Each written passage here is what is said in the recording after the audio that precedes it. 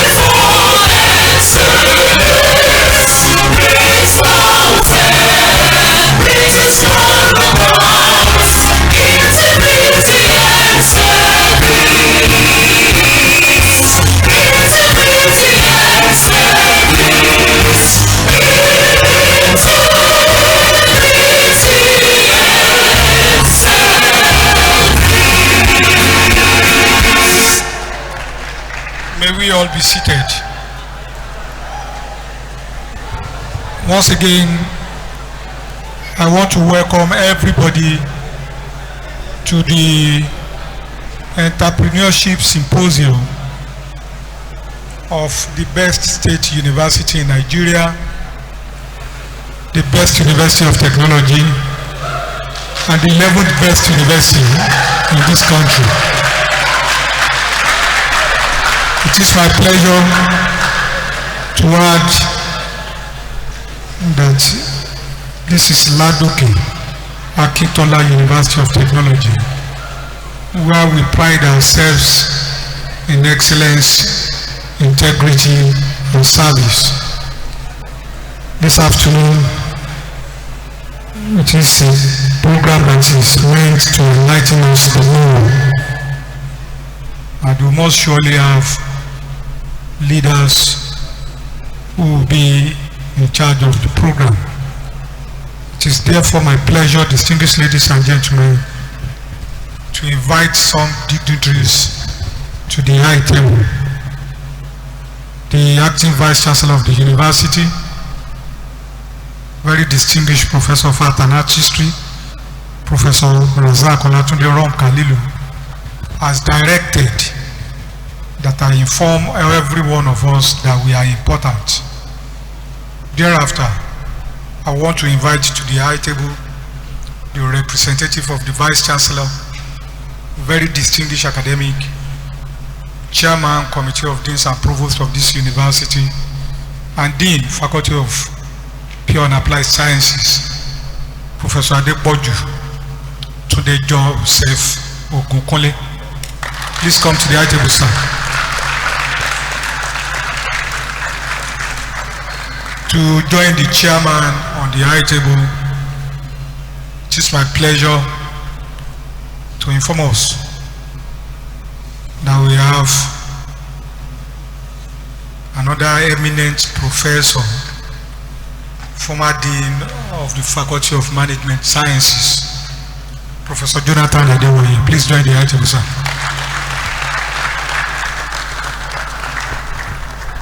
I would also like to invite to the high table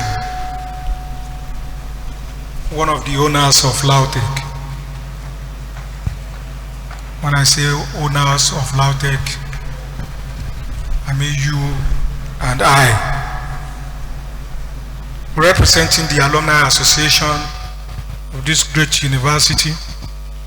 Please join me in bringing to the high table Mrs. Aminat Bakari.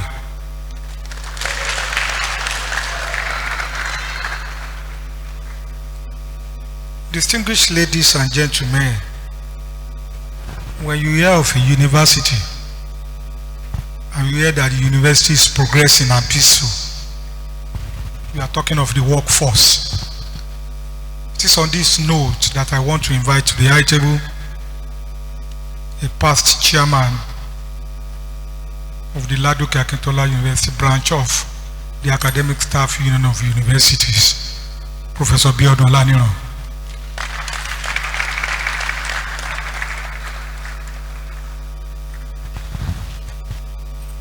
I have the pleasure of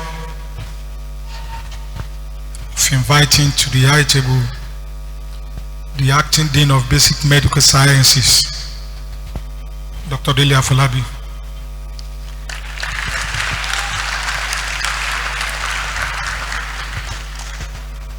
This is a symposium, and we must have speakers who will make presentations to us. The organizers of this program have gone wide and far to select people who have the experience, knowledgeable people who will be guiding us towards becoming better individuals. It's on this note, distinguished ladies and gentlemen, that I want to invite to the high table Mr. Akim Adewale Akintunde.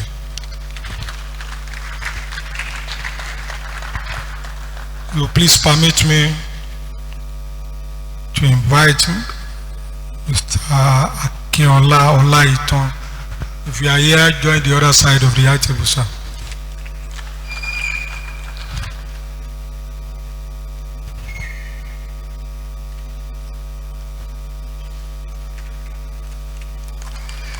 Oh, sorry for calling you a mister.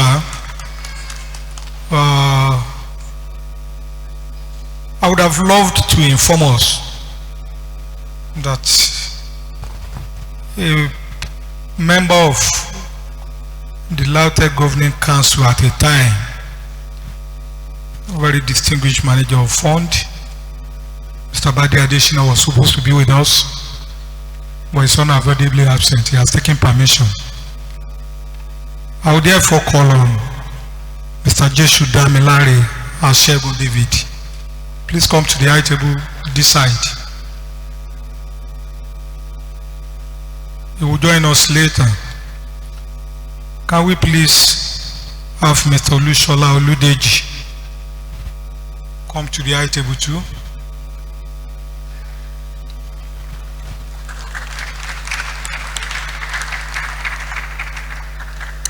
At this point, please permit me to invite to the high table Francis Obanijesu.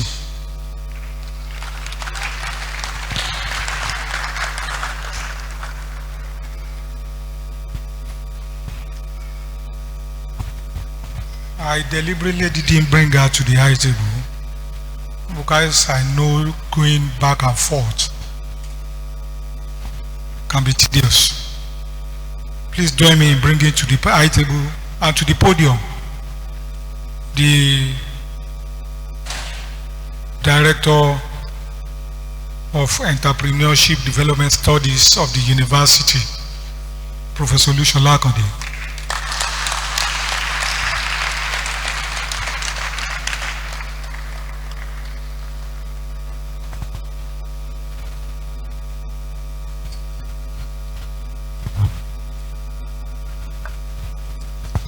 She's coming straight to present our welcome address.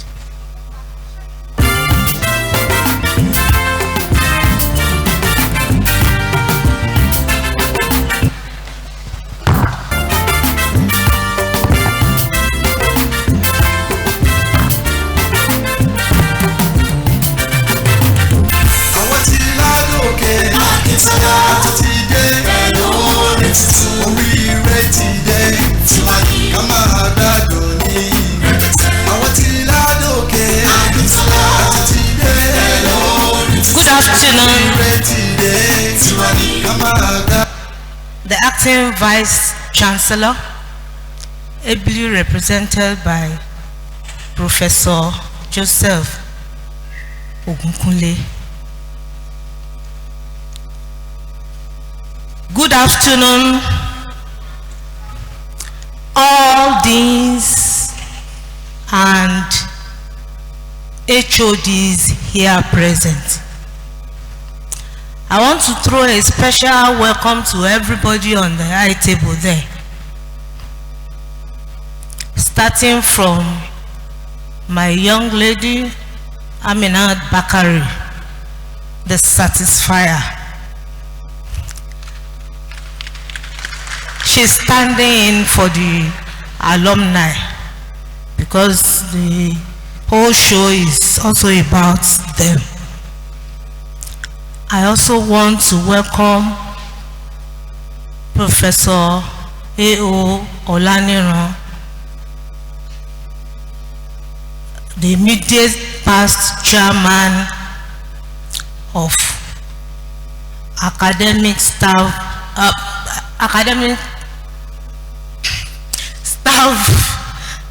Union of Universities, Professor A.O. Olaniran, and Professor J.O. Adewoye, who I will say is standing in for my dean for now until she comes. And I also welcome to the high table Dr. Afolabi, the acting dean of Basic Medical Sciences. I'll be my welcome to the presenters here seated. You are all welcome. I want to go from there to welcome our teachers from the secondary schools. You are most welcome. This is Ladoke Akintola University of Technology. We hope to have you soon, having one course or the other to run in our university.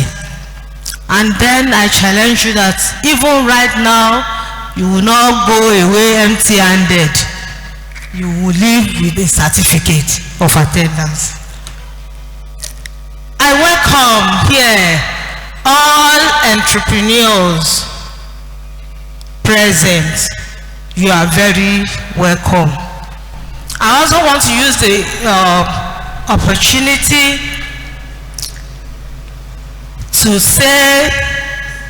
to welcome my committee members, those who have worked with me tirelessly to make sure that this program comes up today. I say welcome to the day that we have been waiting for. And I believe that we will all have a good time here. Lastly but not the least, I want to say a big welcome to all our students. And I say, Aluta Continua Victoria Asenta. God will continue to assist you, and you will make it big in the mighty name of God. I'm supposed to be giving the welcome address. This program was put together to help to welcome essentially our students to the world of entrepreneurship, as they very soon will be taking the compulsory entrepreneurship courses university-wide. This event will give you an insight into what you will expect, and it will even guide you on how to navigate the weather of studenthood in entrepreneurship. I hope that as we go ahead, you will take notes. The symposium is tagged Bridging Theory and Practice, Entrepreneurship, Finance, Innovations Beyond the School Walls. And that means we want to start challenging your minds on what you need to do after school. But because Rome was not built in a day, you start even as students to map out the strategy you want to follow in order to become self-reliant after your graduation. In actual fact, the way things are going, the National Universities Commission has challenged us, the universities, that no student should graduate without having a skill to hold on to. However, I'm not talking strictly about skill acquisition now. There is a little difference between skill acquisition and entrepreneurship development. In entrepreneurship development, you have your idea which you tailor along a certain achievement in order to resolve to provide a solution to a live problem. But in skill acquisition, we teach you what to do with your hands. And not even your hands alone, your minds.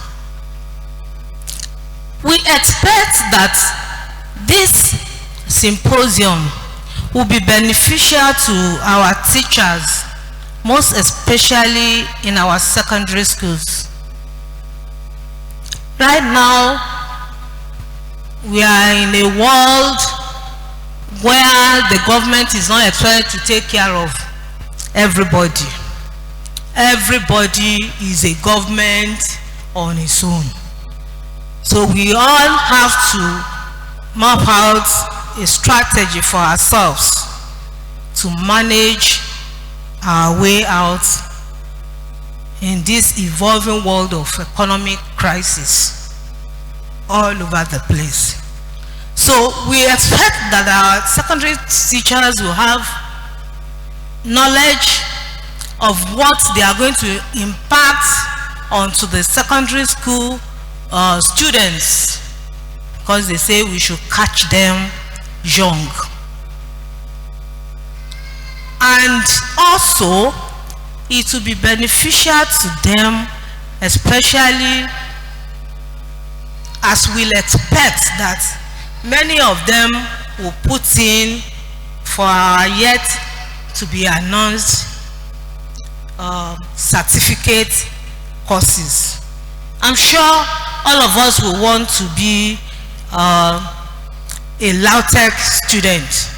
That means we expect something from lautech, and we believe that this is an opportunity for you to set the pace for achieving that.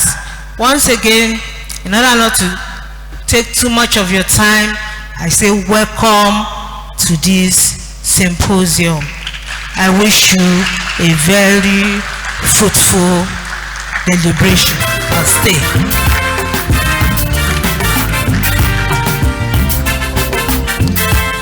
We thank Professor Olushola Akande, the Director of the Entrepreneurship Center in lautech, for welcoming us. You please permit me at this point to call on the Acting Vice Chancellor's representative, Professor Adepoju Tunde Joseph Ogunkunle, to come and present his address to this forum.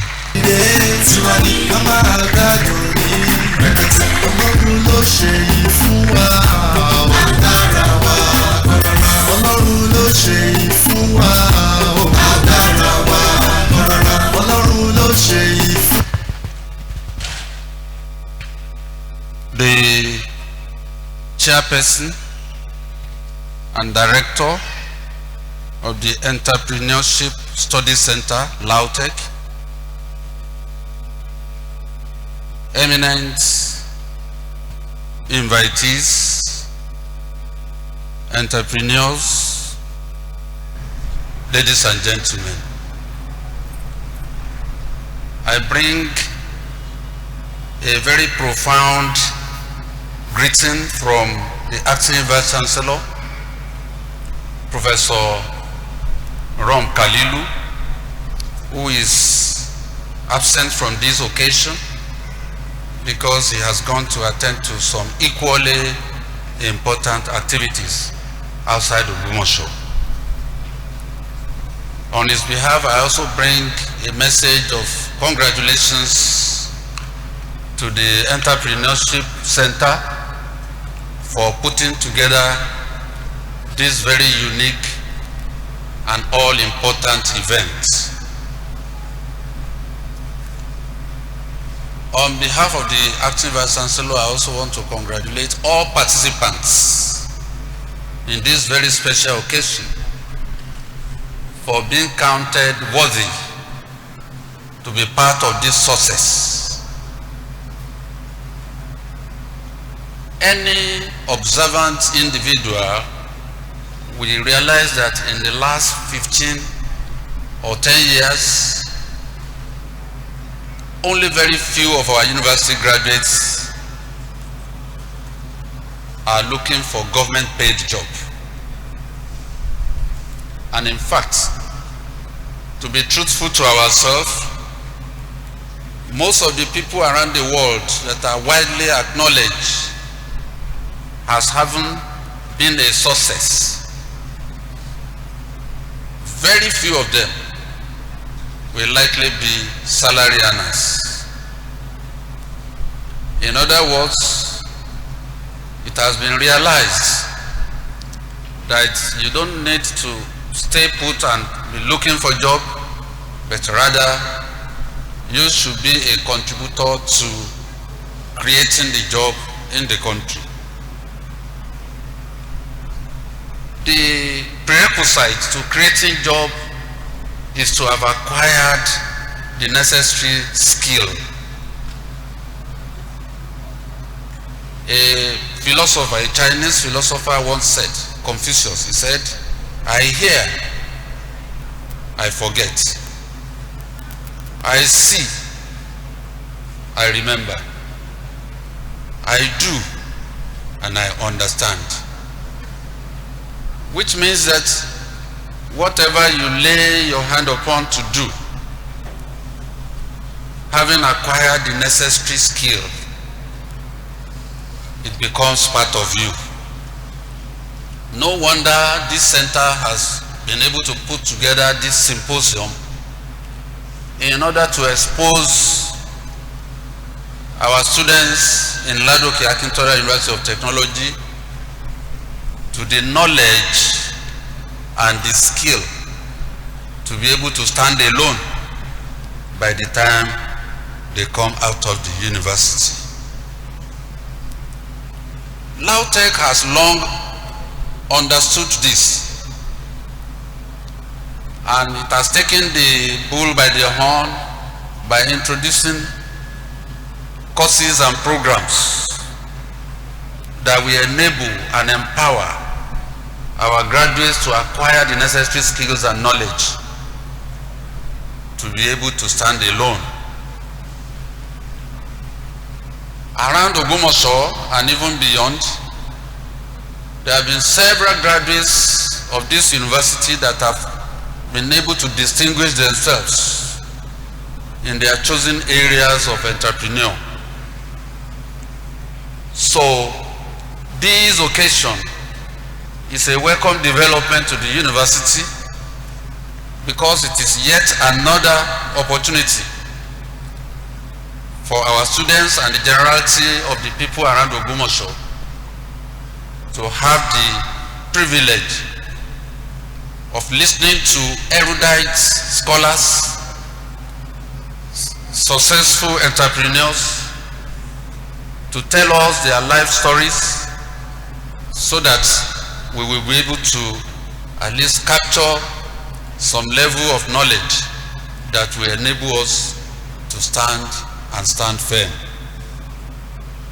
On behalf of the acting Vice Chancellor, I want to warmly welcome the speakers of today's symposium, as well as all the participants here present. And on that note, I want to declare on behalf of the acting Vice Chancellor, the lautech Entrepreneur Symposium taking place this day, 14th day of May 2024, open. Thank you and God bless you.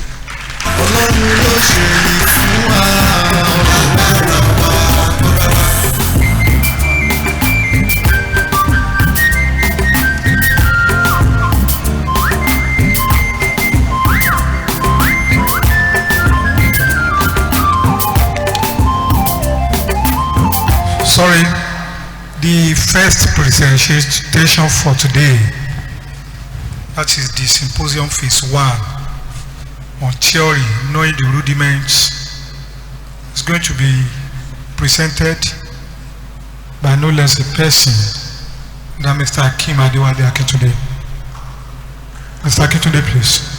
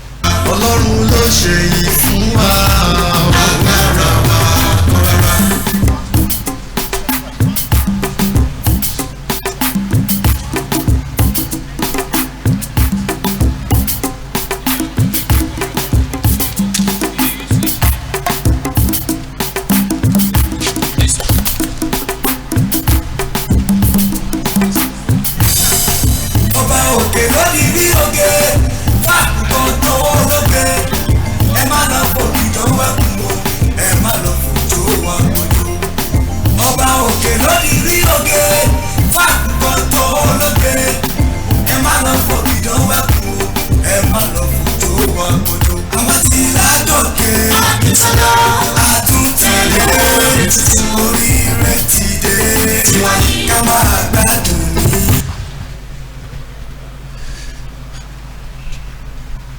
Good afternoon, everyone. It's a great privilege standing up here today.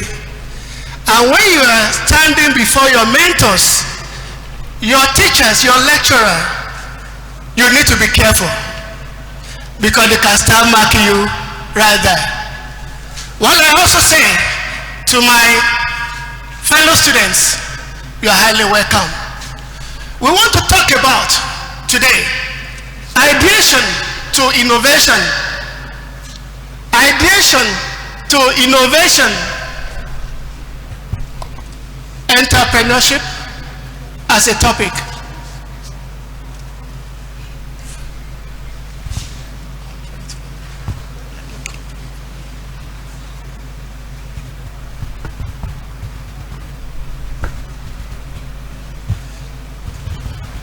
Sorry, can we manage the slide well?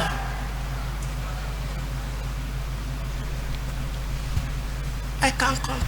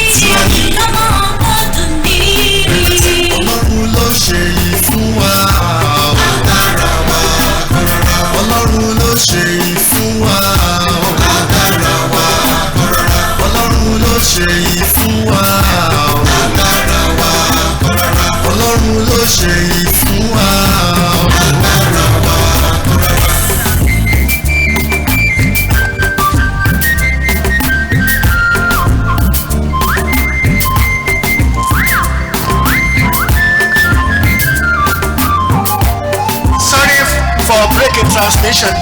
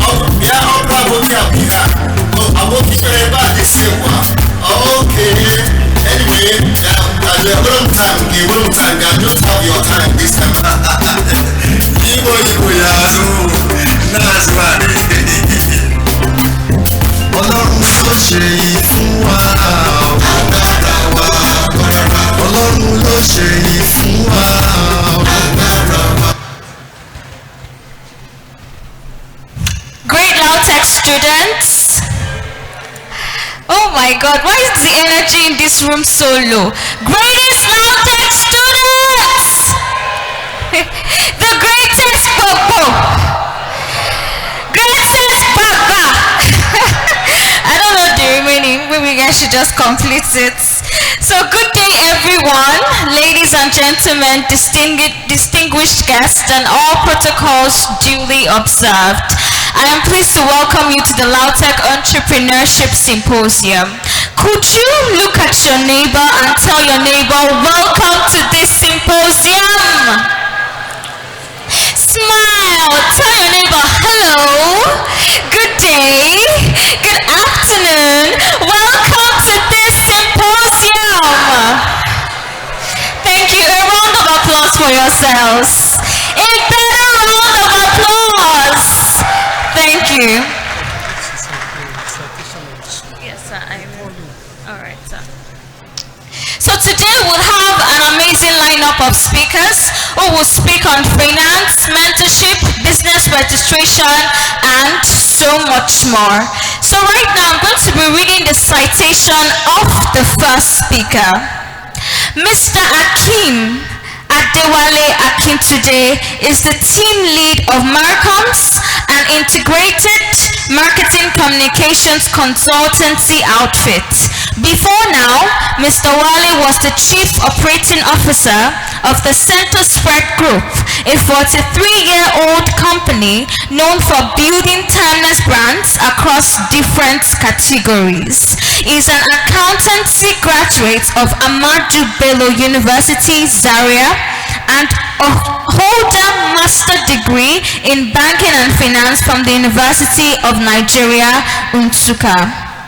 He is a United Nations trained CISCO certified network associate, aside holding a certificate in international marketing and law of international trade of Expert Edge Training School, Dublin.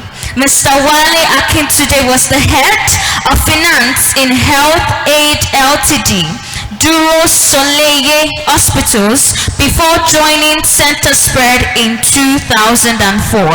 Mr. Wale has been involved in re-engineering of some brands and businesses such as UACR, Mr. Biggs, Fountain Hotels, Media Mall Ltds, and DDK and Associates Ltds, amongst others. Ladies and gentlemen, with a rousing ovation, please make welcome Mr.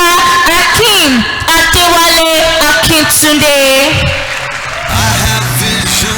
Thank you very much. Without wasting much of our time, let's quickly go to the business of the day.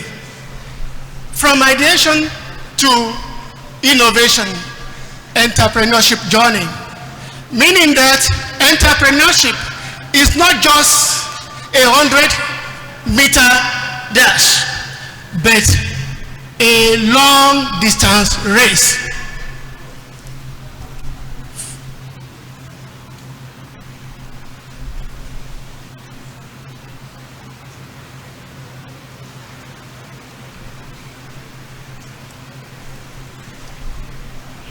It's getting close now.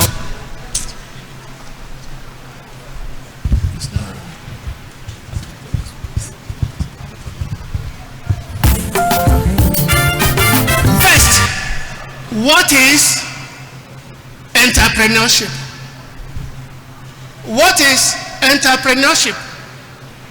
Entrepreneurship is actually a calculated endeavor targeted at making profit.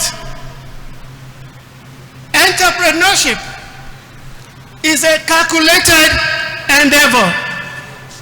It's an ability and readiness to develop, organize, and run a business enterprise along with any of its uncertainty, risk, in order to make profit.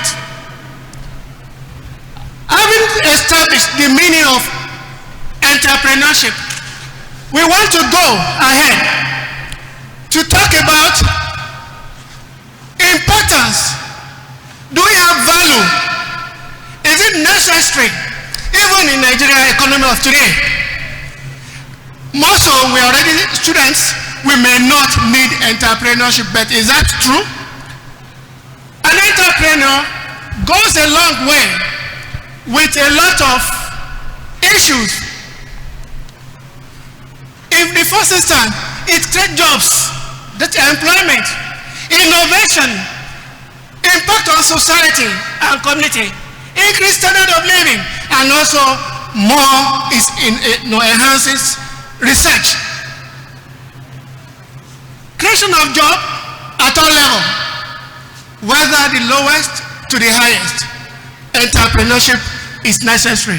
Innovation is about product ventures, creating to improve upon what is already in the market, the goods and services that is available, and then improve on the existing one. That is innovation. That's one of the importances of entrepreneurship. Impact on the society. A society becomes greater if there is a larger, if the employment base is wider. It increases, that is, is given. The standard of living is of a value to every one of us. So entrepreneurship help in standard of living. And just like we said, this is a university, that is research and development is one of the, because for every entrepreneur, you will need to research, you will need to want to improve on what you have as at now, and you want to also innovate to move further. So to do this, you need to spend money on research, meaning entrepreneurship is a great value. What types of entrepreneurship? We have small businesses. A lot of such are born in on these campuses, on this campus and every other campuses you know. They are very much, even in front of our house, we start that business. No matter how little is an entrepreneur, depends on your target. Scalable startup. These are when you start, what is available that you are doing, that you know you want to build on it.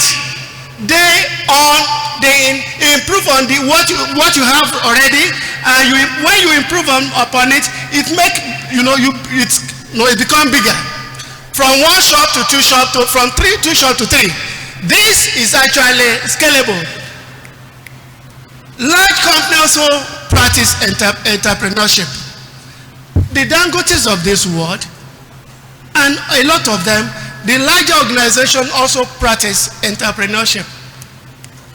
The social entrepreneurship, if you like it or not, IBEDC is an entrepreneurship. University is an example of entrepreneurship. And these are some of the things that educational institution, financial institution, other banking services are also entrepreneurship type. Types of entrepreneur. First, we have creator. Second, we have builder. Third, we have operator. Every types of entrepreneurship we mentioned actually fits into one of these or even all of them. So creator come up with a great idea and product that no one has ever thought of. That's from the scratch. What is new? Innovation that has not been known to anybody. The builder creates scalable businesses within a short-term frame. That is a Dangote of this world. The man that owns Zenith today is an operator.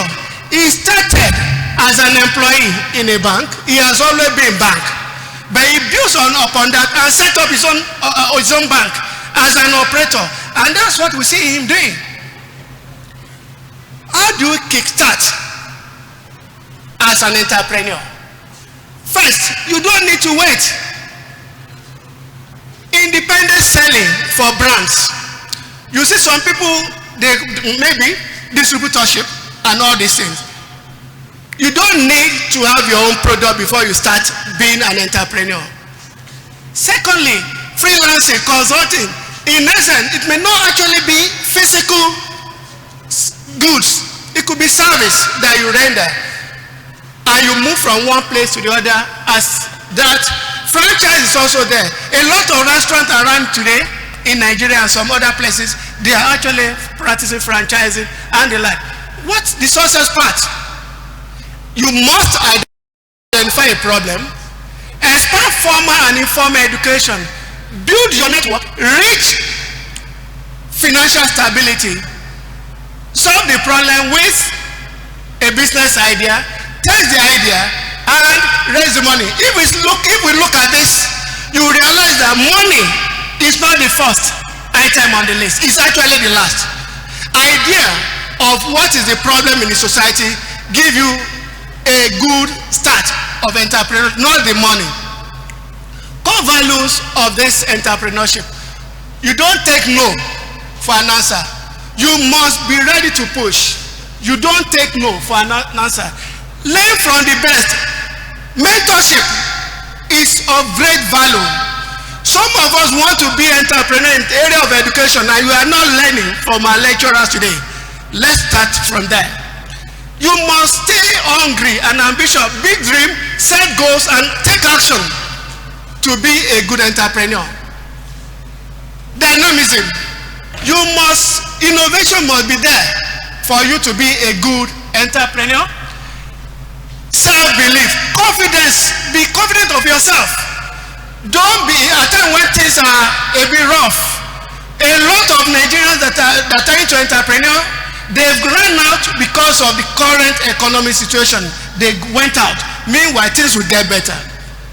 Then inspire those around. In essence, you must be a leader.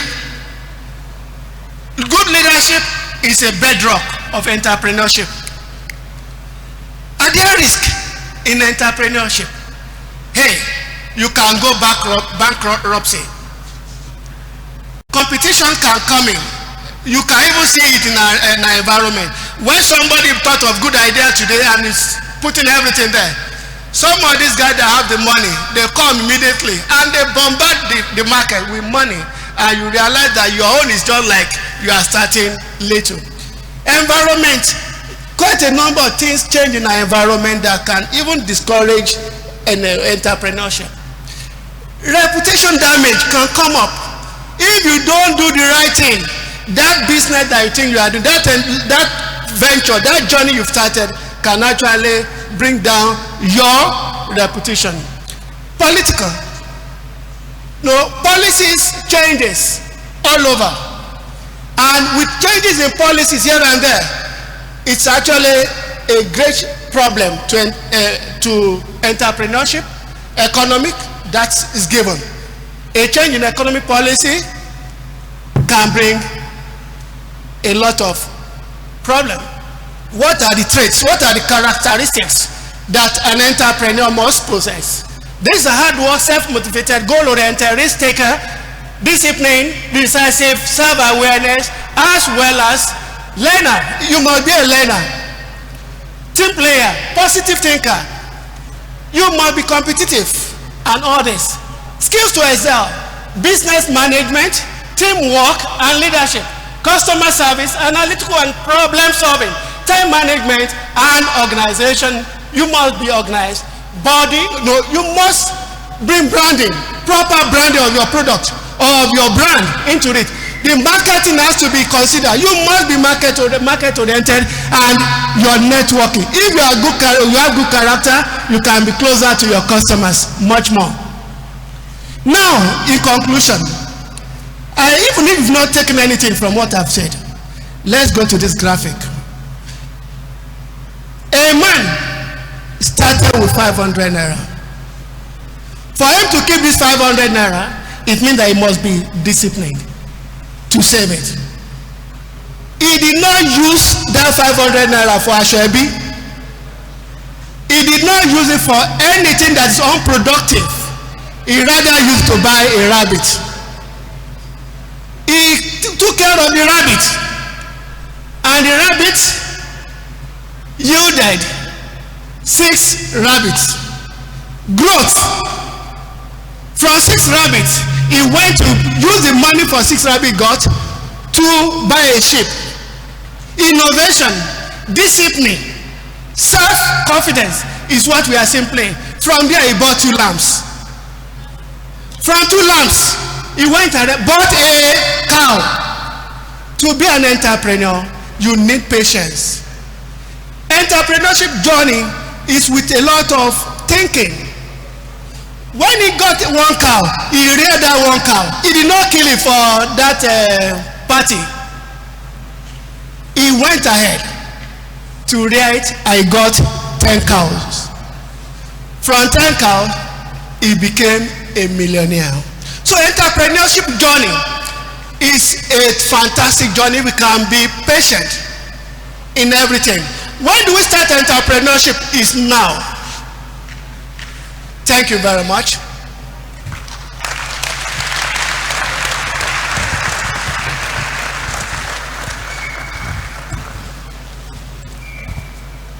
Thank you, sir, for that lecture.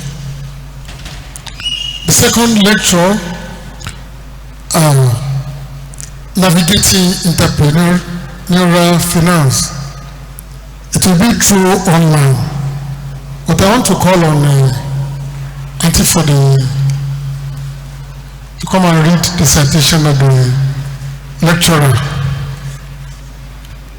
Mr. Bade Adeshina.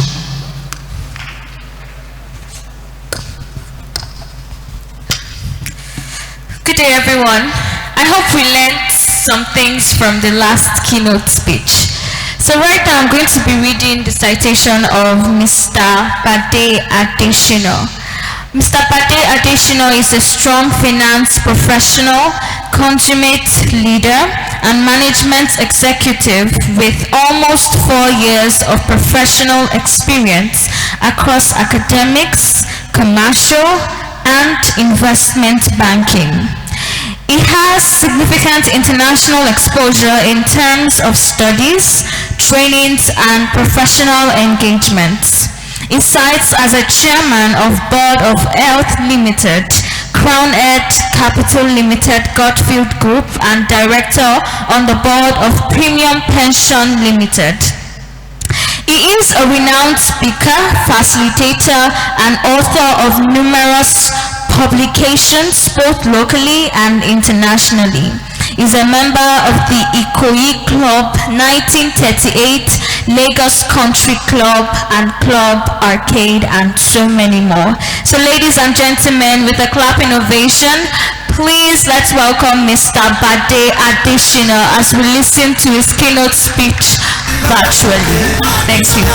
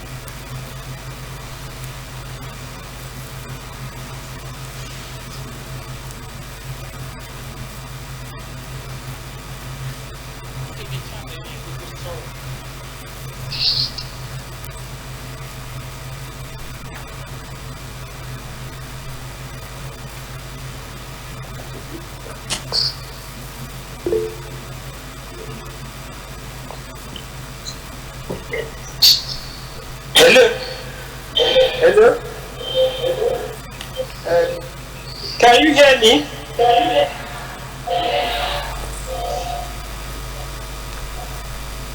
Good afternoon, everyone.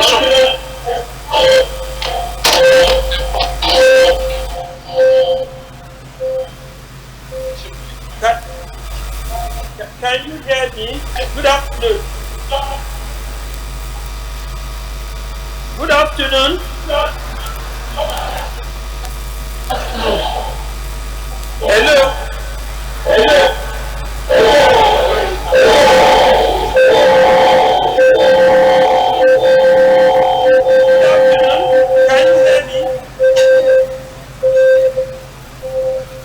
Good afternoon. Hello.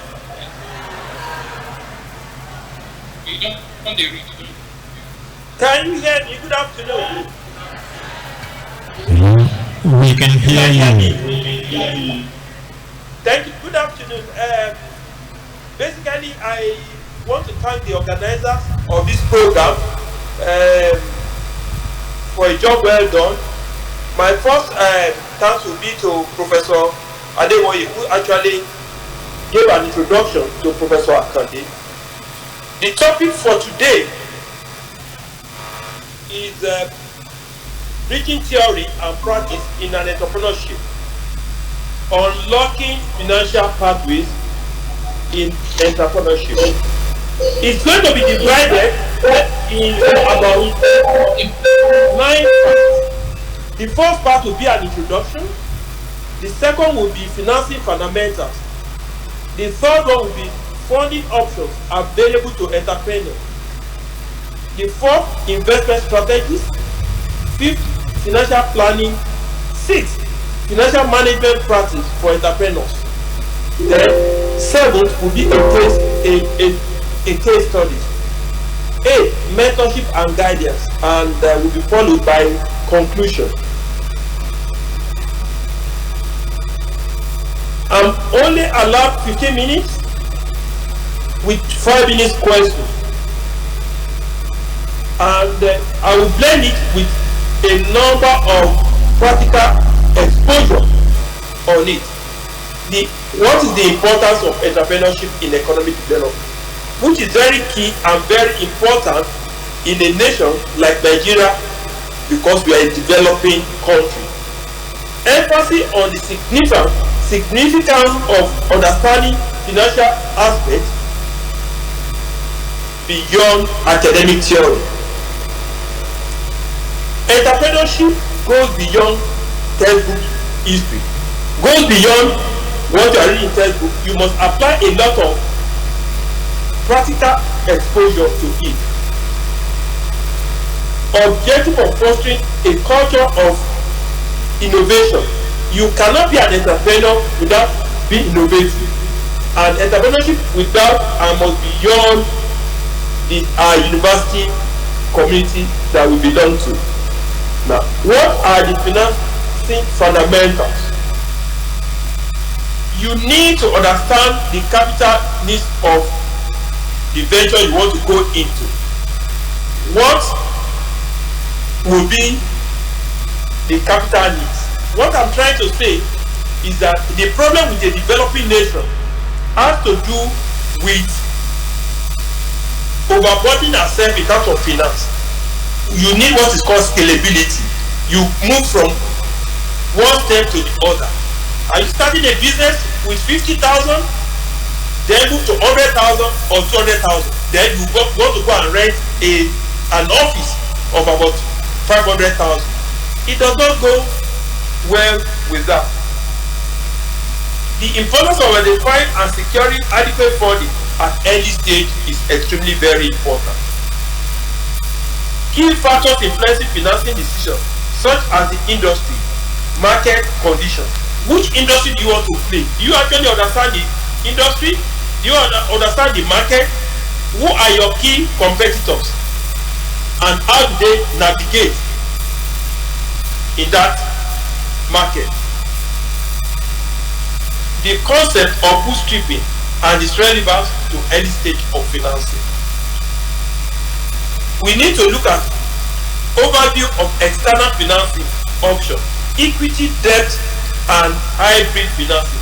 These are theory in the book, but when you actually go into practicality, it is more than that.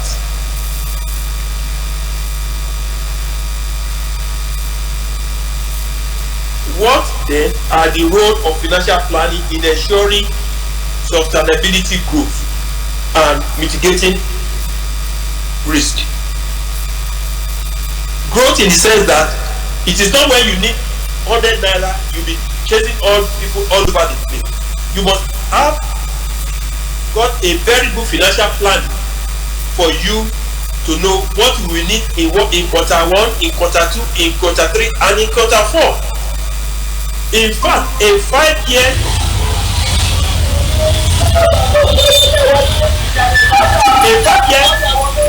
strategy is very important depending on the market you are placed in.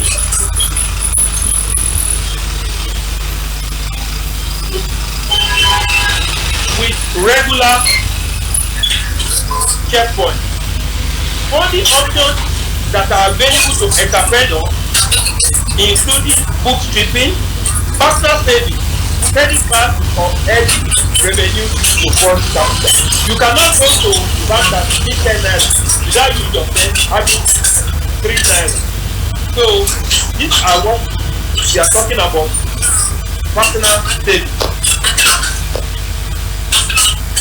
Angel investors is not common in developing nations like Nigeria.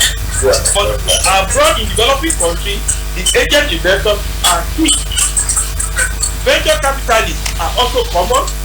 both in developing countries and not in developing countries. Fundamentally, crowdfunding applies fundraising from a large pool of people where you can get a number of would-be investors that will be interested in your project. Sorry, are you with me? No? Technically, one can seek a loan from the bank, but the loan must be right and ability to make the payment is key. Government grants are not common in developing nations like Nigeria, but government grants are common in developing nations like US, UK, and other European countries.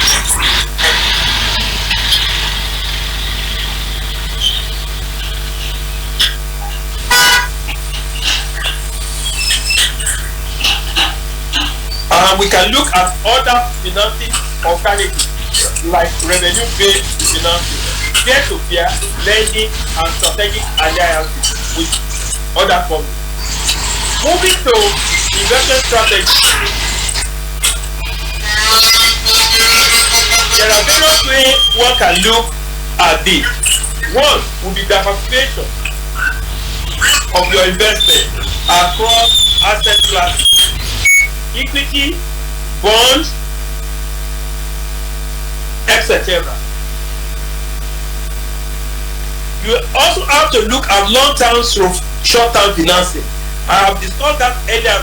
The long-term financing and short-term financing has to do with what are your needs in the first quarter, in the second quarter, third quarter, and subsequent years. But you must do a proper risk assessment and managing the risk associated with such investment key. You need a proper due diligence for most of these things to actualize. And going further, how do you allocate some of these funding is key. Growth versus income, active and passive, tax efficiency. There's no way you run as an entrepreneur. You must be very careful about your tax efficiency. It's not a very task, but ability to manage your tax properly. And that's why you could see some organizations and some individuals go into what is called lease financing. If you do a lease financing, it gives you a lot of advantage in terms of tax efficiency. However, depending on your plan as an entrepreneur, you have to have what is called an exit strategy. What are exit strategies? You may want to sell part of your shares. This is common in developing country, UK, US. It's better you own 10% of something than 100% of nothing. So my advice to entrepreneurs is that they should try to open that up, and you need to seek professional advice from professionals.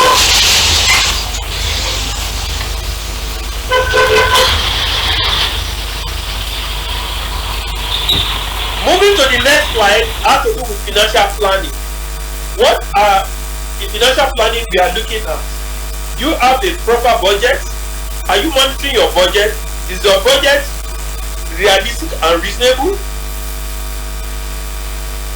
Your cash flow management, monitoring must be very key. What do you intend doing on your cash flow planning? You focus more on both present and future cash flow. We are talking there. You move to scenario analysis. What are we saying here as an entrepreneur on scenario analysis? 5 months ago in Nigeria, for example, a dollar is going from almost 1 to 1,800. Today is about 1,500. So what do you do in terms of if and if. You put a for your financial scenario, you put a 10% or in terms of financing, then you even come back to your productivity under a worst scenario. 20% drop in sales, 30% drop, am I likely to break even? These are a lot of planning and good analysis. Furthermore, regular review is important for an entrepreneur to succeed. Let's move to the next slide. I'm aware that I'm only allowed for 15 minutes. We move to the financial management and practice for an entrepreneur. 1. Financial reporting must be accurate and timely in terms of financial statements. It's very common for corporate organizations, because you are bound by law, by corporate governance, to file your financial statement at the time. But you feel this is my business, I do not need any financial statement. You are undoing yourself. You need to keep a proper financial statement to guide you. As an entrepreneur, your cost control must be key and important. Implementing measures to manage expenses and optimizing operational efficiency. Mind my language. Optimize operational efficiency. You need to try to work hard and be efficient in most of the things you are doing.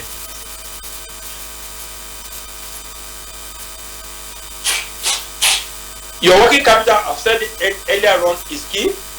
Your capital structure, balancing debt and equity. Debt, your borrowings, technically. Equity is your own sweat.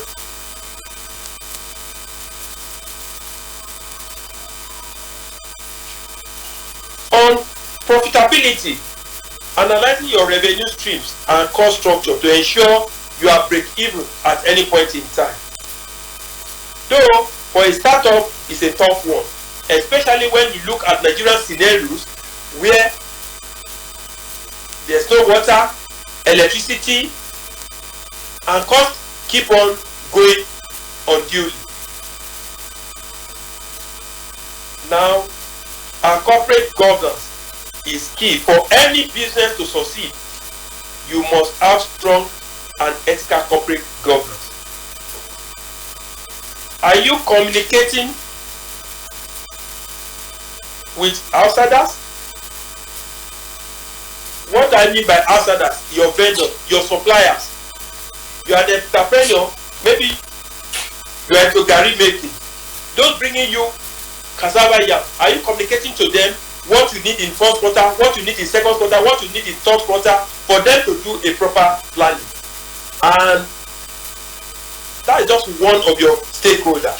How about your staff? Are you communicating with them efficiently to ensure they are on the same page with you?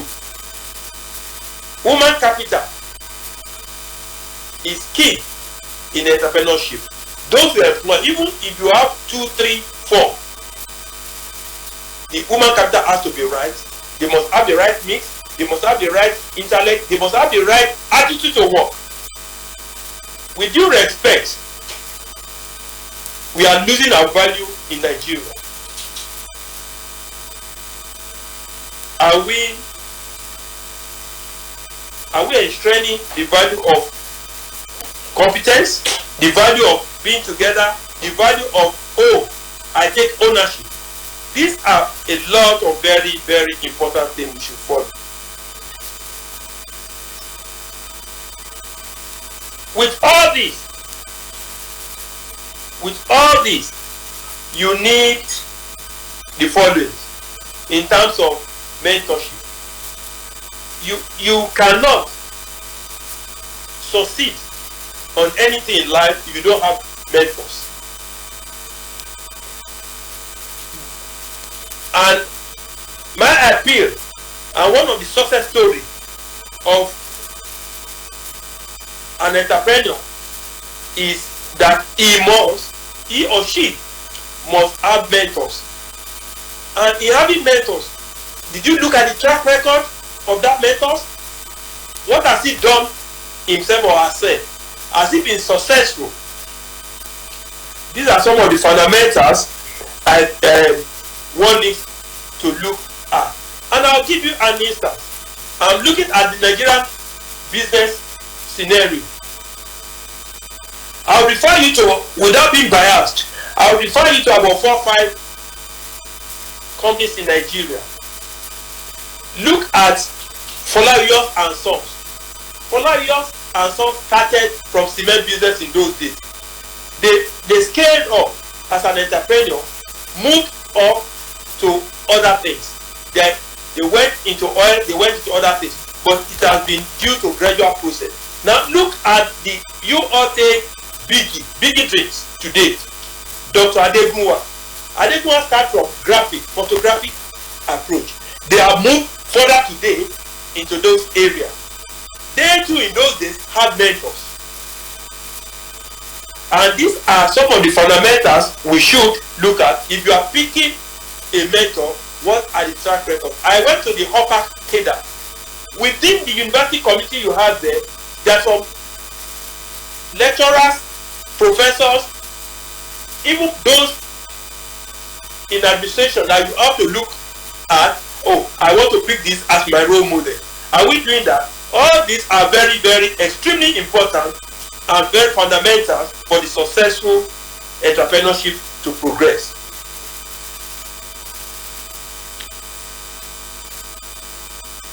Ladies and gentlemen,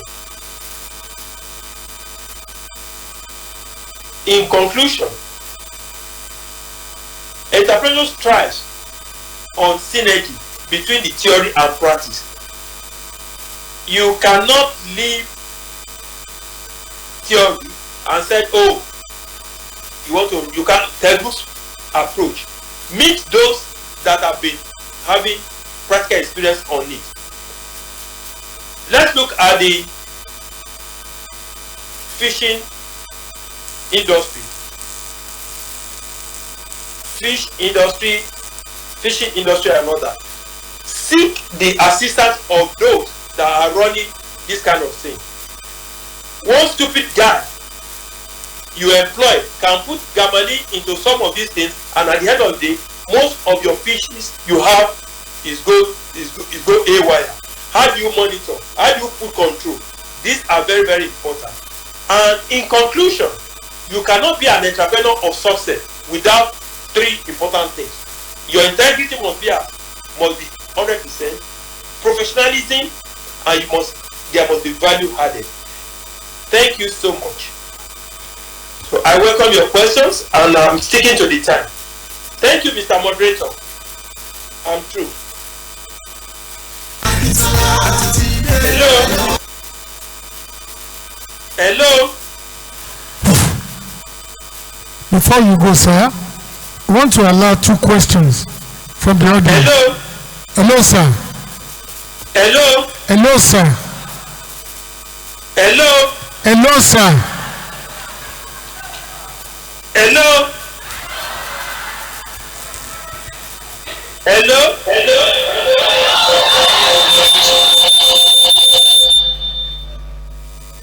We want to allow 2 questions. Any question from the audience? Any question?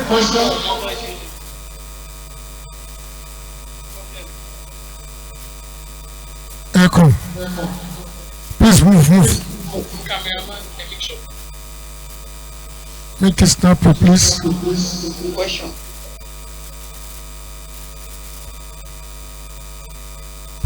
Okay, sir. Thank you very much, sir, for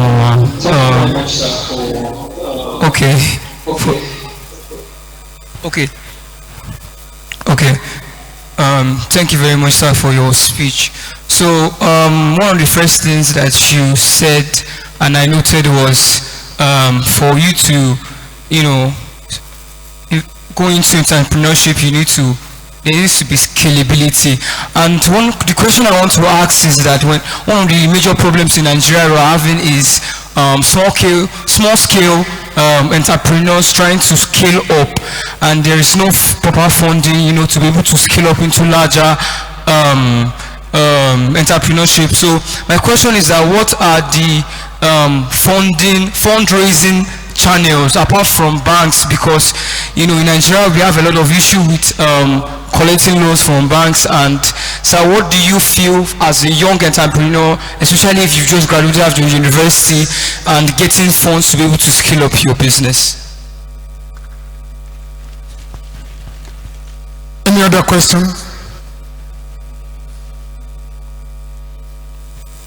Can I answer? Hello. Yes, sir. Hello. We are ready, sir. Hello. Hello, sir. Hello, sir. Can I answer the question? Yes, sir. Yes, sir. The question is very, very good by the young man that asked that question. It's extremely very good for the young man. Fundamentally, we mentioned about having a mentor. And if you have the right mentor, you are seeking the right guidance. One of the things, if you look at that paper properly, I use the word angel investors. And in terms of scalability, what you do is for scalability on the funding process is look at people of like minds, have same value, that you can team up with as angel investors. That's one. Two, in Nigerian aspect, there is no government trying to do that. But overseas, you can see a lot of, in Nigeria, overseas you can see a lot of that kind of thing. Three, what you can do in relation to Nigeria is, one, as I mentioned, to get scalability, that's looking at people that would contribute in terms of financial means, that buy into your idea. Secondly, when you talk about scalability, it's not necessarily funding alone. Scalability can be, somebody has an expert in that area. Instead of you paying for, I'm buying a software to do my accounting software, and somebody can do that is part of my own contribution, which can be put as a solid capital in that company. Three, we are all aware that funding outside the bank is a problem. What do we do again? You can get people that are interested, that do it in your project, to put some little money. But scalability is important. I will suggest that you don't start a goal. Business can go wrong at any time. May not be as a result of your effort. Maybe as a result of governmental legislation. Look at, for instance, now you put on NEPA, PACL. This is the amount of light you want to use. Look at the tariff rate on electricity now. So all these are very, very important. Look at the diesel now. There's nothing you do without needing the diesel. So all these have to be put in place. In fact, for scalability, you can look for a lot of mix of people in different areas that will assist on that. But I will tell you, for a developing country like Nigeria, we need to tread cautiously. Thank you. Thank you, sir. The next lecture, mentorship, successful entrepreneurial journey, will be taken by Professor Oyedoku.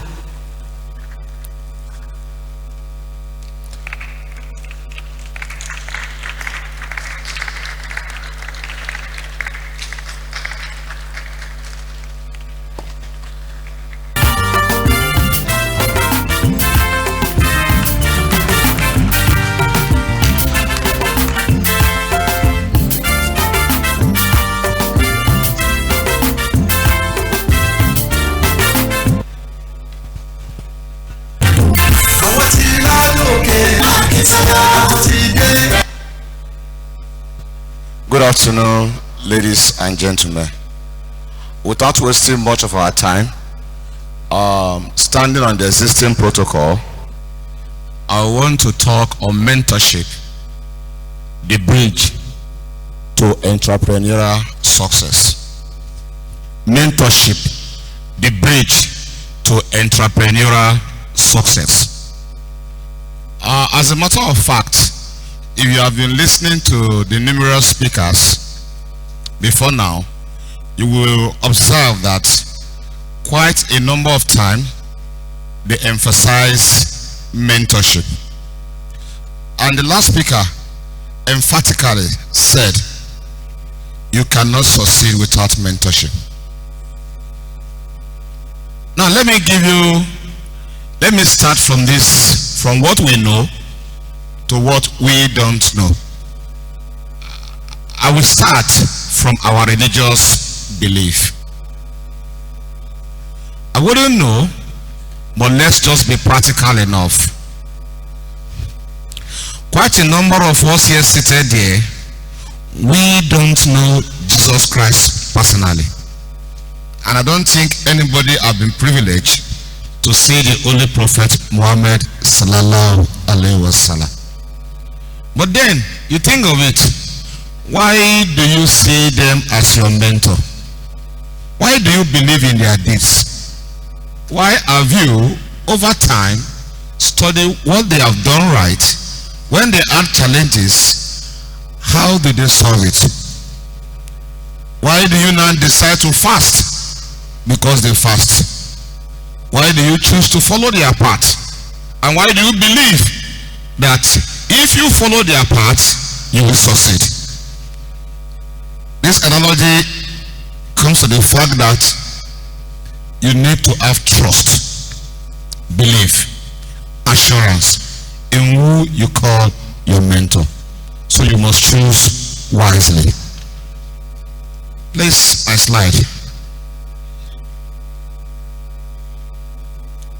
What's wrong with that's not the first one. Maybe for the second slide. Are you not there? Well, yeah, the second slide. From that slide, well, please, I need it to be stable. You look at entrepreneurship is challenging. It's a challenging part. But having the right mentor can significantly impact your journey. You look at that picture, you see your mentor, your solid bridge. Choose wisely. The emphasis is that you miss your mentor, you are likely to miss the road. If you see your mentor as your solid bridge, you must be pragmatic enough to choose who your mentor is wisely. And come to think about it, that's a picture of a mother taking pain to mentor a child right from the beginning, showing the child. What I'm trying to say here is that quite a number of times your mentor must be willing. You, the mentee, must be willing. There must be collaborative approach, zeal to learn. Move forward, please. The next slide. I want to show you examples of successful entrepreneurs with the right mentors. And this will move from the global perspective all to our continent and Nigeria. We start by looking at Oprah Winfrey. Oprah Winfrey's mentor is Mrs. Duncan, and she happens to be a fourth grade teacher. Her teacher was a mentor. She was so little when the teacher discovered who she is most likely to be. She believed in the emotional push of the teacher, the psychological push of the teacher, the mental guidance of the teacher assisted her to get to the promised land. Now, a quick look at the second person is Bill Clinton. Bill Clinton said that his mentor is his grandfather. And some of you once said your mentor was your father, your mom, your uncle. Now, the next person there is, this thing is not clear. The next person there is Ronaldinho. Ronaldinho was a great footballer, a renowned footballer, and he was once asked who was his mentor, and he said Austin J.J. Okocha.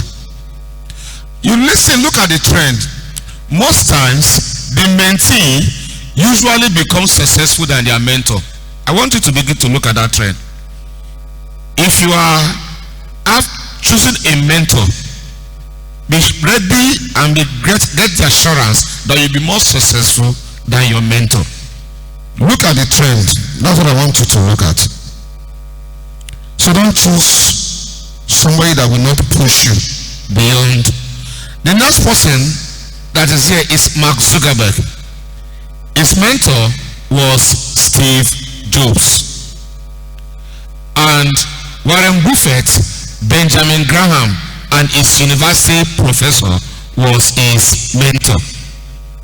And look at Alhaji Aliko Dangote said his mentor was his uncle, Sanusi Dan Tata.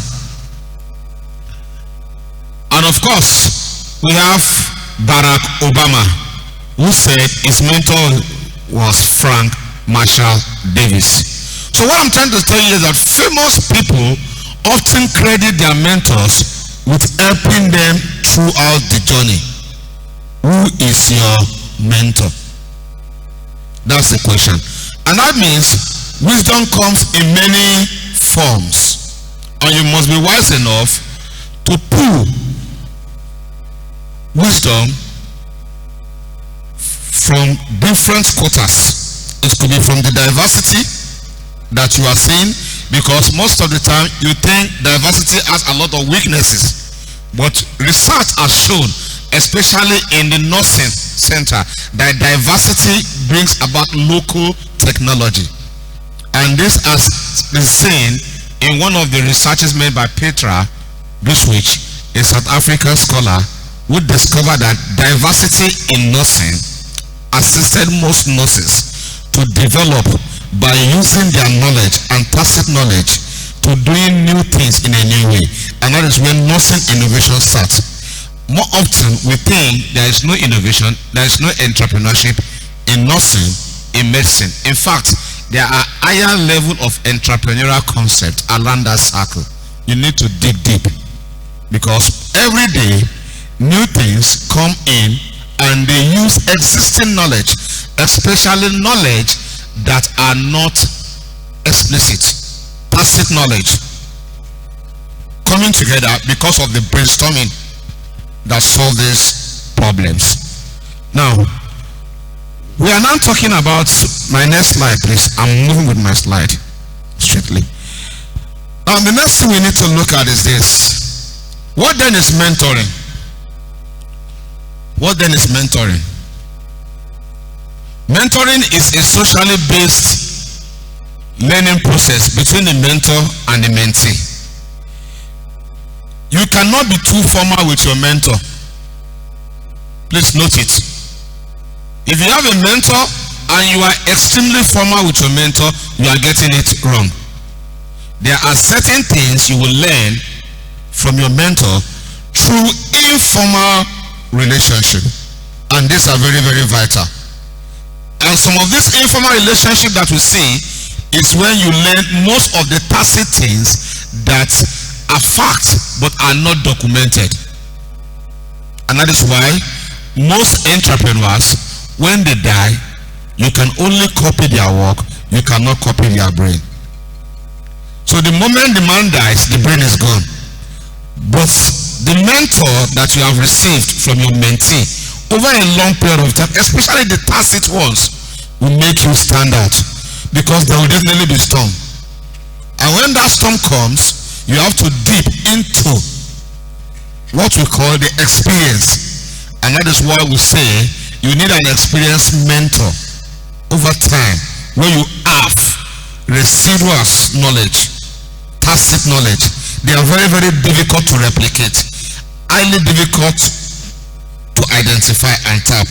Sometimes you wouldn't even know you have it, but when the situation calls for it, because you have already embarked on it before, you will see yourself displaying such knowledge and it will just work out. And sometimes you wonder, I just did this and it just comes to pass. Oh my, I'm just lucky. No, you are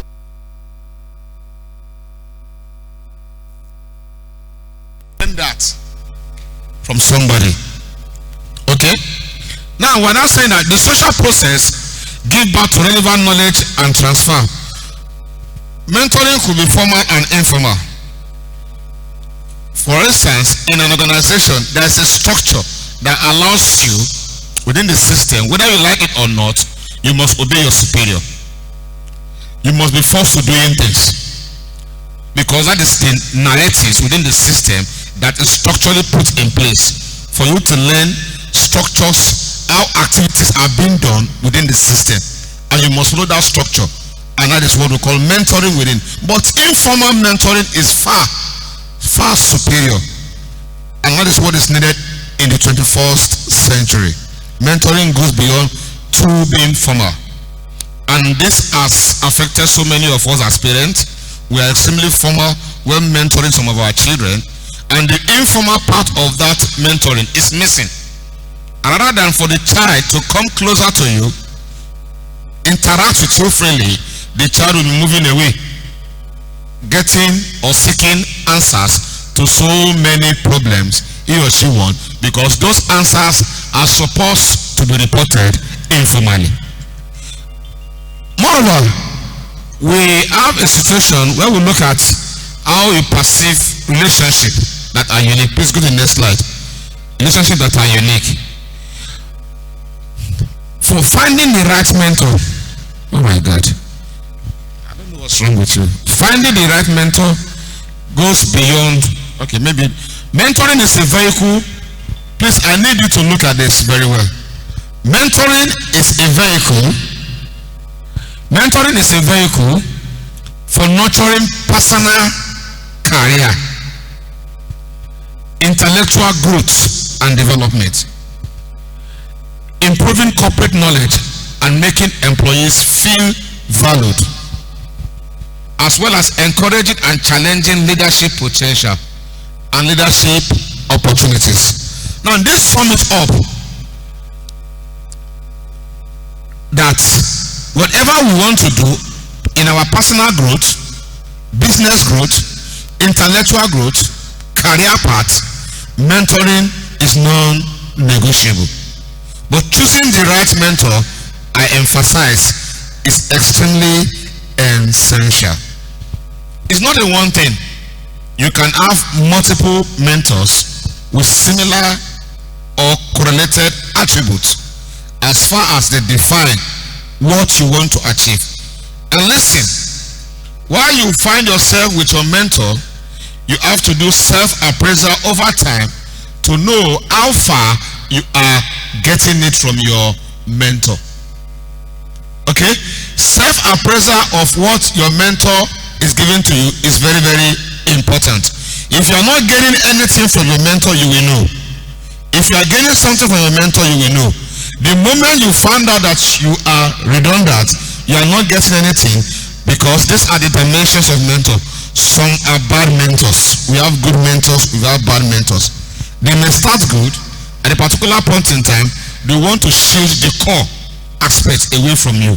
Be smart enough to get what you need to get. Okay?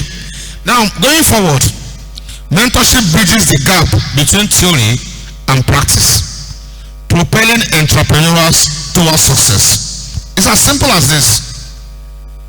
If you must succeed, there must be a gap. And that gap, you need a bridge. You have learned so many things theoretically. How do you put it into practice? The last speaker said it all. Practicing it does, theoretical inclination doesn't mean you are 100% fit.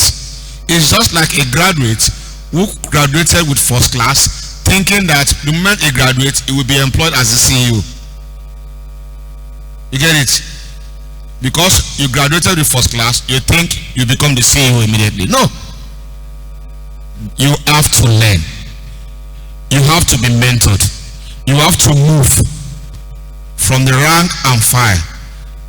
And how do you get that theory with the practice? That's where mentoring comes in. How do you get that? You need to have a mentor that will develop you using motivational languages. Motivational languages that are empathetic language, meaning making language, and direction giving languages. These are languages that will prepare the innate skills in you and gives you the passion to concentrate on what he or she is doing. And you must be fast in learning, breaking tasks into bits, understanding how tasks are being done, assigned. And listen, the creativity comes in your ability to use your initiatives. Experiment. Take calculated risk.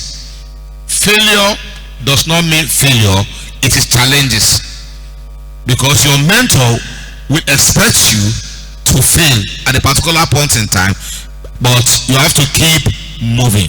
And Yoruba man will say, Beshimbadani and Tunguni. It is an adage of your mentor and you. Okay? A child must start crawling. From crawling, the child will start what? Moving. From moving, the child will start. You see, it is a process until the child becomes stronger. And that is how it is. But follow your mentor closely, knowing what you want to achieve, commanding what you want to achieve with the passion you have and the desire to get to your goals. And that is why the mentoring aspect is very, very essential. Now, we have so many benefits of mentoring. I want to be fast. By time I'm okay. Please move on. Let me just please scroll forward. Let me quickly. Now we have vertically two major types of mentoring. We have reverse mentoring, lateral mentoring, and peer mentoring. Now, the 21st century challenges and trends makes us to understand that reverse mentoring is very, very essential, and I need to emphasize that. Reverse mentoring, most of us that we are at the top level, very few of us take advantage of reverse mentoring. There are so many things that our student knows that we don't know, and we need them to give us that knowledge. That is why we call it reverse mentoring. Now, at that level of reverse mentoring, your student is moved with technology and so on. They are very fast in technology, highly creative. They know what is on town. You need to learn from them. Okay? It moves from the what? From the down up. Because your children, you learn from them. What is happening? Call them. Don't think you know all. They know what you don't know. You can learn from them. They can teach you. That is reverse mentoring. Okay? You learn from them. But the other mentoring is peer mentoring, where we do mentoring of ourselves. We learn, we collaborate, we bring ideas, we make discoveries. By the time we collaborate, we discuss, we come out with highly fabulous ideas that can get us to the next level. And these are the major dimensions of mentoring in the general mentoring functions.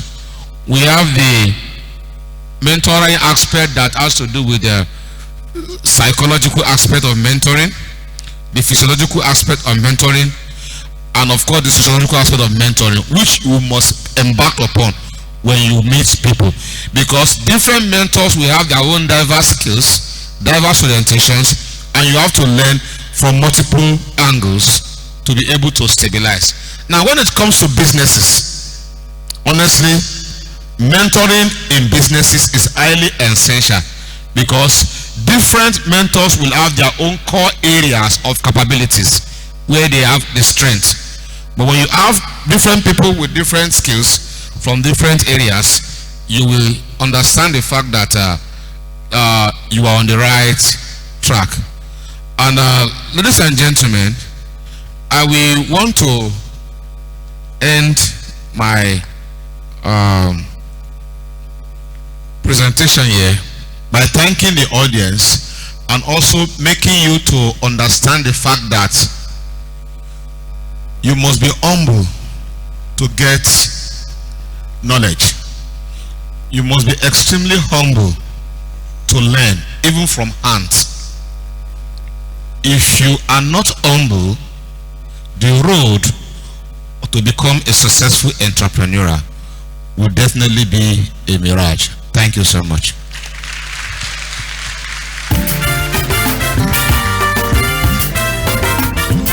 Thank you, sir.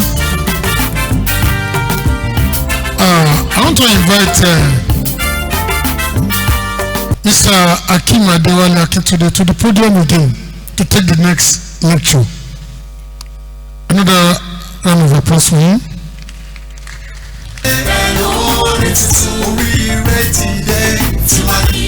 Thank you again.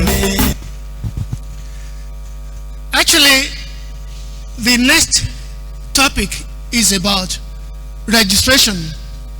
Our parents actually became so successful in their businesses, but the moment they depart, that business also departs. Why? Because of lack of adequate registration. This is what the government of Nigeria saw and brought about CAMA, Company and Allied Matter Act of 2004, that actually streamlined how business should be done in federation. Along the line, they still brought about an improvement in that CAMA 2004 and came up with CAMA 2020, which actually gave or gives more protection to business owners in Nigeria, or anybody that wants to practice business in Nigeria. Business registration, there are in majorly two categories: business name and company. Business name is 8 days after we are born, or 7 days. They gave us one name or the other. But along the line, after some time, when you are born in hospital, you are given the birth certificate. Even if you don't have it before, you are asked to go back to your local government to go and get birth certificate, just to make sure that there is a record of you in existence. The same thing applies to business. When you start business without registration these days, it's like you putting water in a basket. Because when the problem will start, it goes beyond your control, and there's nothing you can actually do. So what do you do thereafter? Business name is that just given identity to your business. But when you talk of a company, registering a company is like you are given legal entity to that business. Legal entity in the essence that is completely separated from you. It's a person of its own.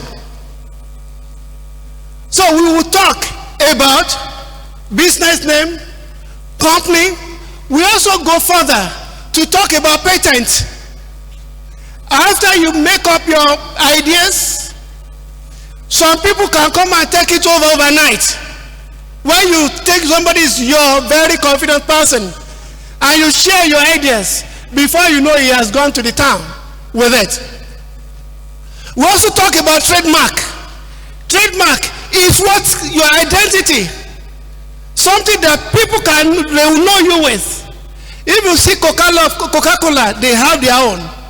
Some you just say TM, some you say ordinary R. That's their trademark. And nobody can actually steal that idea from you. So, the trademark, these 4 items, we also begin to look at what are the requirements in it. In Nigeria of today, Corporate Affairs Commission is the agency given the right to register company in Nigeria. And it's been backed up by CAMA 2020, giving protection to the owner of that business. And that is why we want to look at this, the value in registration of our companies, so that we will not go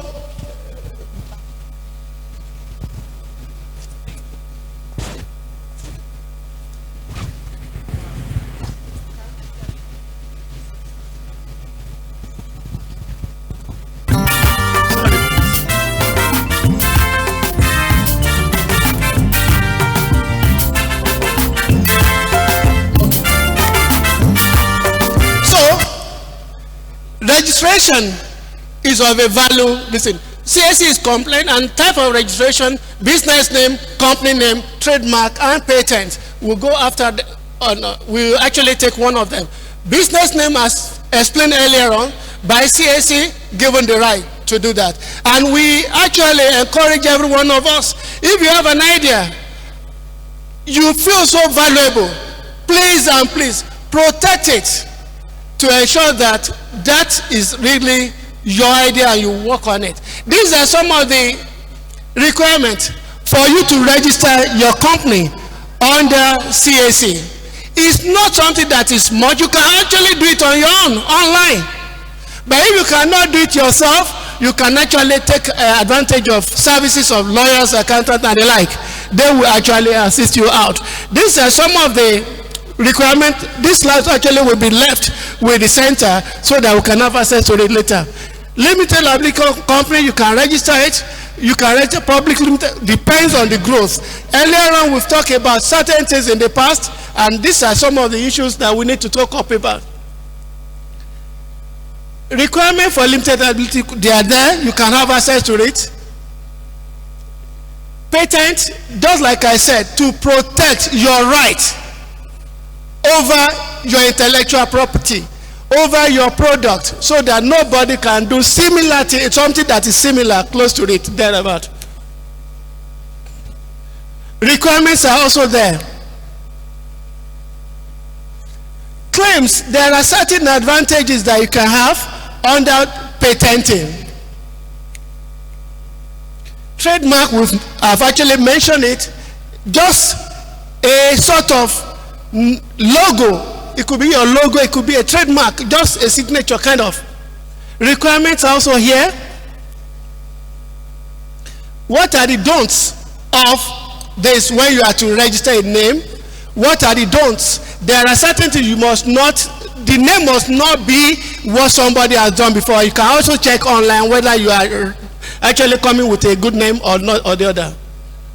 When you register your business, these are some of the reasons why liability protection, it protects you. Once you register your business, that business, if it's a company, it's actually can actually buy assets, can do a lot of things together on its own. And if there is a problem in future, your liability is limited to that business, to the shares, not to come and take your house or whatever that you have with your own name. Credibility and reputation. When you register a company, people value you. They value the business you are doing. You can go for higher businesses. If you're in lautech and you want to take a contract in lautech, if you are not registered, it's not possible because nobody will trust you. Tax benefits. Registering a company give you some benefits in terms of taxes in today's Nigeria. There are certain things that will be waived for you, and that is because you registered that company. Perpetual existence. Now, when some of our parents, the moment they are gone, the business are gone. But when you register your company, the shareholders are there, possibly the directors. If you are gone, somebody else will take over from you. And that's why you see some people using their son, their daughters, or whatever to be the directors in that. So protect your boss from exchange. So thank you very much. And this actually did.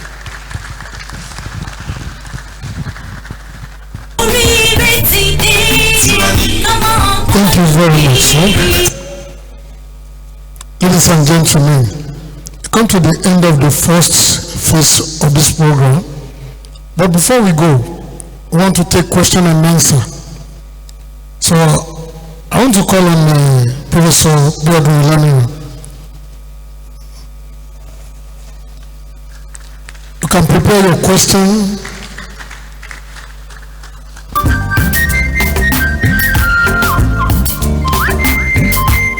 Good afternoon, all the participants, and I don't want to stand on the existing protocol. For this particular session, I've been appointed as the rapporteur, but I think you all agree with me that all the speakers have been able to do the justice to all the topics assigned to them. But I think it is important that we know that for everything, we have to start from the little. I think in all this discussion, we should have that at the back of our mind. Like in Yoruba Palace, they will tell us that Ijotabaga Kolaman Konru. So it means we should not despise the days of the little beginning. So whatever idea you have to nurture it, no matter the situation. And from the first speaker, I think what I will say is that he has been able to tell us that research and development is very important. And I think he gave us 3 highlights: the creators, the builders, and the operators.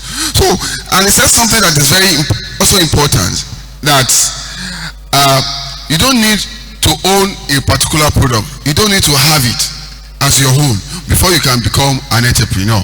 So which means the issue of distribution, movement from one location to another, and a diverse way you are doing that, it means you are going into entrepreneurship. Maybe some area they don't have a particular product, and you can get that product to that particular location at a prompt time. What you are doing by practicing that is still what we can call entrepreneurship. And what again, the last thing I will say from that is that if you want to become an entrepreneur, the time is what? It's now. You can start from now. You don't have to wait till when you have that large capacity. You can start as little as possible. And also from our virtual presenter, was talking majorly about our finances in terms of finances planning and the capital that will be required to start our business. But I think the question that was asked by one of the participants in terms of source of capital, that has been actually answered from the presentation. And like I asked the director, she told me that all the presentations are on YouTube. So, which means we can go back there, listen to some of those presentation again, and the source of capital like crowdfunding, bank loan, government agencies that are interested in youth empowerment and all the rest, we can utilize that opportunity. And also, for our third speaker, he started from the religious perspective, using the 2 religions, both Christian and Muslim, in terms of mentorship. And I think you want to believe me that for you to follow a particular person's footstep, it means you must actually believe in that person. You must trust that person. And I think we need to use that as a yardstick in choosing who will be our mentor. And I think certain people were mentioned with their mentor. And I'm sure for some of us, even the WIF students and other participants, if you ask us now who are our mentors, we have one or two people that we look up to, either for advice or for some other thing. So I think it is very essential that we make sure that we know who and who we are going to choose as our example. And like I have here in my note, I said these examples highlight the importance of mentorship in entrepreneurial journey. Mentors can provide support based on their own experiences. They can help entrepreneurs navigate challenges, make informed decisions, and avoid common pitfalls. That is, the mistake they've made in the past, they can allow you not to fall into that particular pit. And I think that's one of the importance of having mentors. And lastly, the last lecture on the business registration. This day, the country is passing through a lot of challenges. And before you can deal with anyone, you need to know their identity. If anything goes wrong, how will you trace them? And I think that's the essence of this, our NIN, all this BAN and all the rest. So for anybody that wants to do business, it means you need to register whatever enterprise, so that if anybody wants to carry out any dealings, business dealings with you, it can be rest assured that he or she knows the identity of the person that is dealing with. I think with this, I want to implore all the participants that please do not think you cannot be there. They said a journey of 1,000 miles starts with a step, and I think we can start now. Thank you and God bless.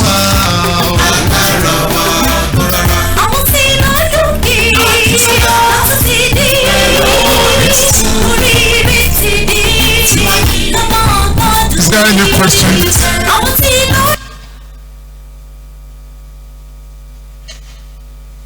Question.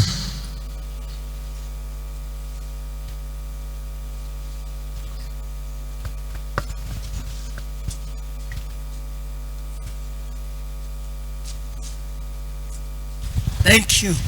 I'm Mrs. Amao. I want to ask a question on mentoring. We have been advised to go and look for a mentor. Do you think it is wise for us to consider gender sensitivity and religion in selecting a mentor? Thank you.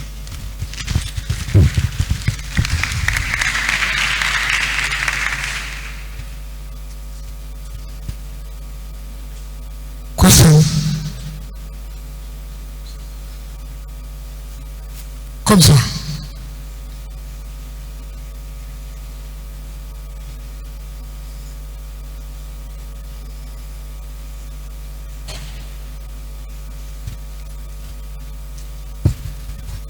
Thank you, sir. Other protocols duly and well observed. I just want to ask that how can we equate lifting the veil of incorporation to starting a business? That's my question.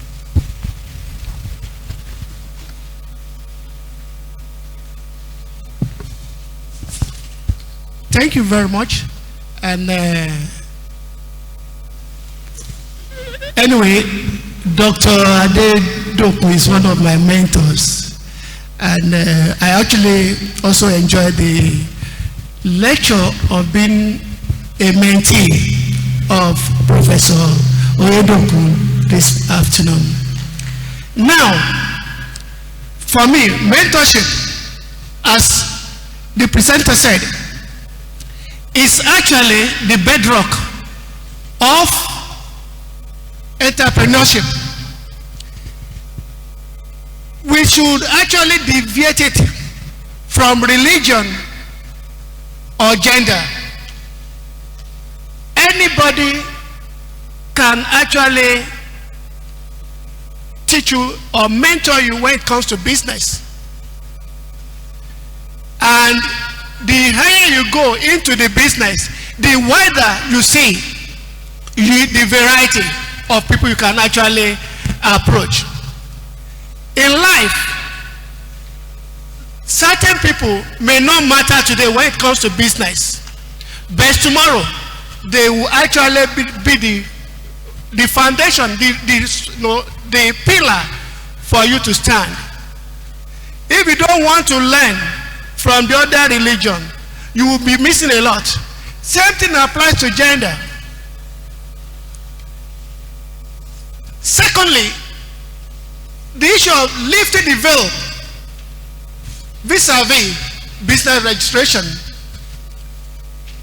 From day one, you must be sure of people that owns a business. And proper identity is established right at the CAC. The moment you want to register, even today, your passport, photograph, everything is given.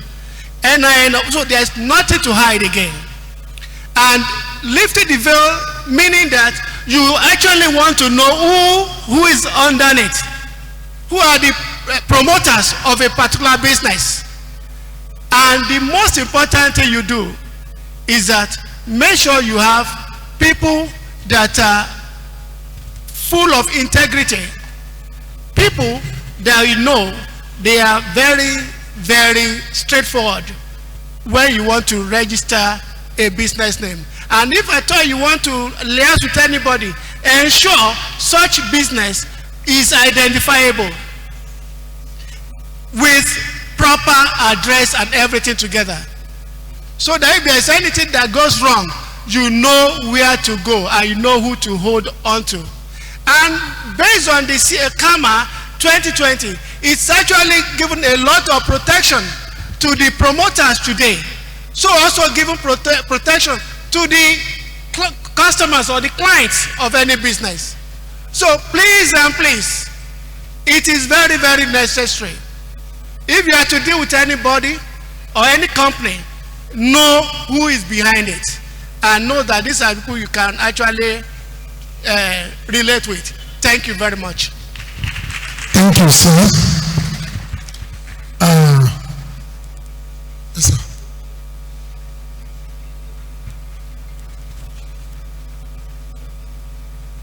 I'm sorry, I just quickly want to respond to that question that has to do with age, religion, gender. Yeah. Let me be honest with you. We call this under the umbrella of diversity, either cultural, social diversity. But there are a lot of strengths and opportunities in diversity. The worst of the worst, you can get what you need from that person and know your limit. It has to do with discipline. So you wouldn't want to say, because this person sex agenda, I don't like that person.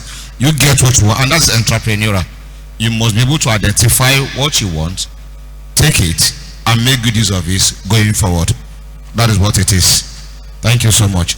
The second one from Dr. Adedoko, lifting the veil and company registration.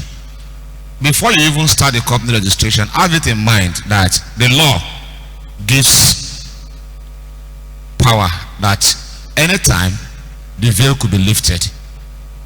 If you are suspected to be doing something different from what you claim you want to do, the government will lift the veil to look in between and see what exactly is this person doing. Because sometimes there is a thin line between legality and legitimacy.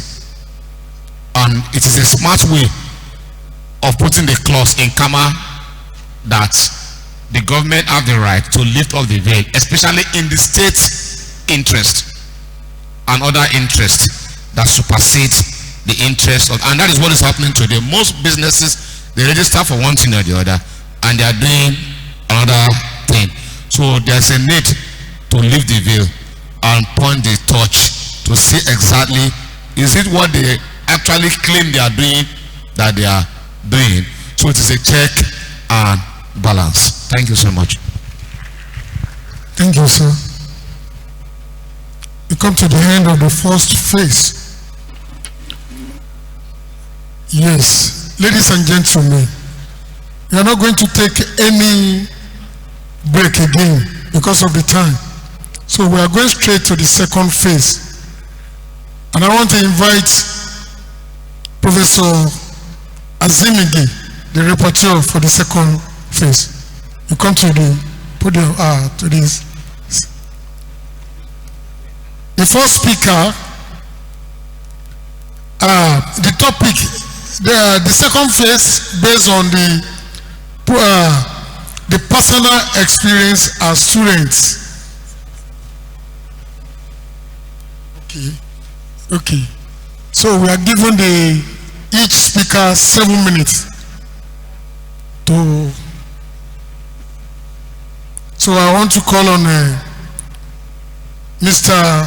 Jesu Damilari Ashegun David for the lecture 1.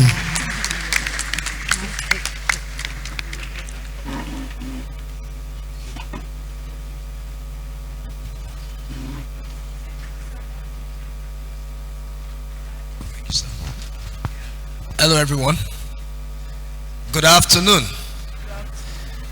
So I will just be sharing very quickly. We don't have too much time, and basically what I want to do is to share a bit of my story as an entrepreneur,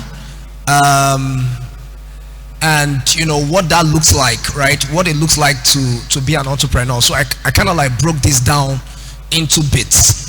So my very first business, the very first business I did was in JSS 1, right?